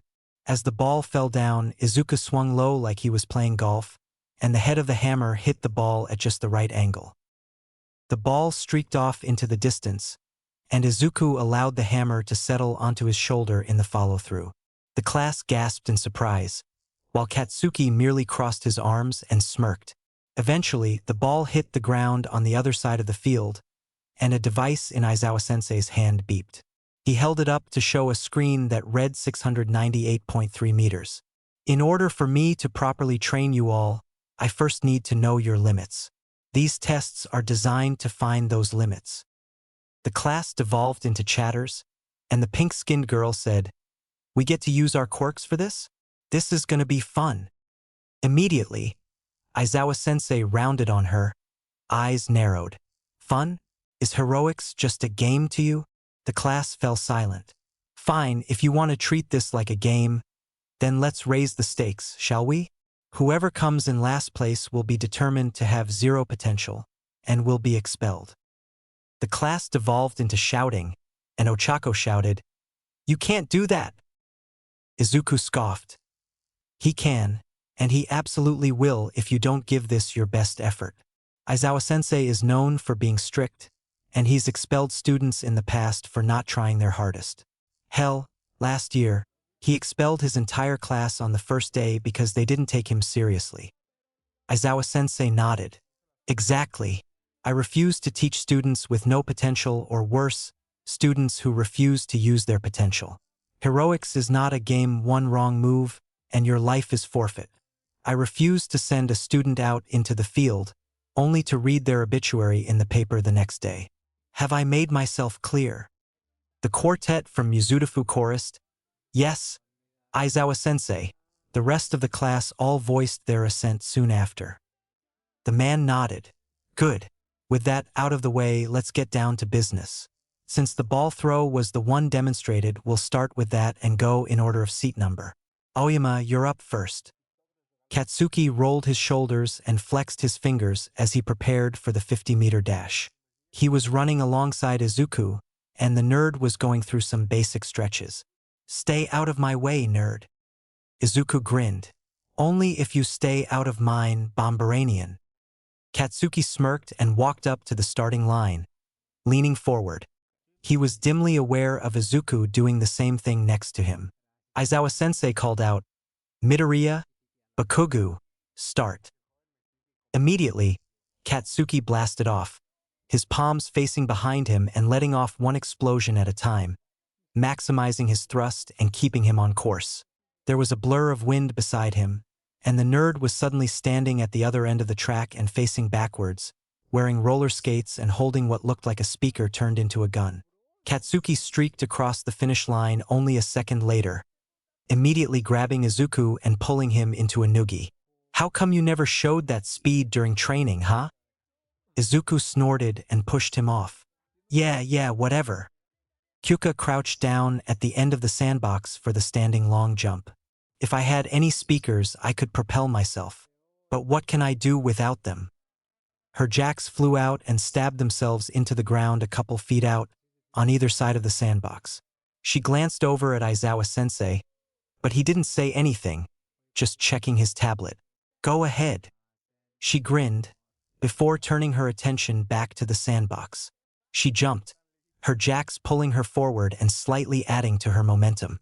She fell back down to earth just outside the sandbox, landing on her feet and stumbling for a meter or so. Aizawa-sensei merely smirked and tapped something out on his tablet, before calling for the next person. Fumikage hummed as he considered the measuring tool used for the grip strength test. It would be foolish to assume that having you grip it by yourself would not adhere to the spirit of the test. Dark Shadow sighed. Probably not. So what do we do? Fumikage rubbed at what approximated to his chin. You already slumber within my body, yes? Would it be possible to infuse your wings into my arms and add your strength to my own? Dark Shadow grinned. What the heck? Let's try it. Fumikage picked up the device, and Dark Shadow settled over him, feeling almost like a second skin. Fumikage wrapped a shadow-covered hand over the end of the tool and squeezed, and the bar came back much faster than if he'd done it on his own. Aizawa-sensei nodded in approval and motioned for the next person to come forward. Izuku walked off the track, having just finished the endurance run. He and the Yaoyorozu girl had lasted the longest, having both made devices to carry them, her with a moped, and him with his extreme gear. Kyuka was leaning against the wire fence, and she stepped forward, holding her arms out to him. He immediately pulled her into a hug, smirking at the loud noise of disgust from Mineta. When do you think he'll realize we do this specifically to piss him off? Kyuka snorted. The day his intelligence beats out his pride. Ah, so when hell freezes over. Gotcha. Aizawa-sensei cleared his throat, and the class turned their attention to him. Well, none of you did too poorly, so I can't exactly complain about that. As for your specific scores, he pulled out a hologram projector and turned it on, displaying a 10x2 table of names and numbers. First place had gone to Todoroki, who had dominated most of the tests with proficient use of his ice. Yaoyorozu had taken second place with Izuku in a close third, both of them having created various items to help them with their tests. Ida came in fourth, and Katsuki was a close fifth. Sixth went to Ochako, seventh to Fumikage, and eighth to Kirishima. Kyuka had pulled a respectable 12th, and Mineta was sitting in 19th above Hagakure in 20th. Immediately, the invisible girl started sobbing, and Mineta smirked. Sucks to be you. Now I've got a good shot at some real lookers. Aizawa-sensei smirked. I wouldn't be too sure. The holographic display shimmered and switched to footage from one of the security cameras overlooking the training field. Mineta's face went pale as a video played of him grabbing Yaoyorozu's, but from behind, only to dart off when she whirled in place with a fully formed taser in her hand. I wasn't judging last place on just your scores in the tests. I was also looking for clever thinking and proper behavior. The display went back to the table of scores. If I add in that little interaction, the two bottom spots switched places. Hagakure's score stayed the same, but Mineta's score had dropped to 0. The short boy went pale. You can't do that. Aizawa-sensei huffed. I believe Midoriya has established that I can and will. Have you forgotten? Nedzu told you in your acceptance letter that you were admitted on probation. One wrong move and you're out. You already got your other 2 strikes at Mizudafu Junior High. This was strike 3. You're expelled. Get out of my sight. Mineta started crying and wailed. Mom will have your job for this. Aizawa-sensei chuckled darkly. Might you be referring to Mineta Karen, our former school board member? Mineta froze, the color draining from his face. What? Oh, right. She probably hasn't had an opportunity to tell you yet. You see, somebody went around and collected records of every sexual harassment lawsuit that was filed against you. Interestingly enough, every single case was dropped due to insufficient evidence. Quite the odd consensus, especially considering the most recent one, occurring at the Kiyoshi Ward shopping mall, had clear video evidence of you and two others attempting to assault your helpless victim. As a result, your mother was fired from the school board just this morning. The hero glared down at the midget. My decision stands. You are expelled, Mineta Minoru. Mineta's face went white as a sheet, and he ran off towards the classroom, bawling his eyes out. The class watched him go, and a collective cheer rose up as he rounded a corner and vanished from sight. Aizawa-sensei continued, Remember, the syllabi are on your desks back at the classroom. Make sure to look through them, since they have a map of the school and a list of facilities available to you as hero students. Izuku took Kyuka's hand in his and started heading back towards the classroom. As he passed by Hagakure, he paused and tossed her a thumbs up. Mom says you're welcome.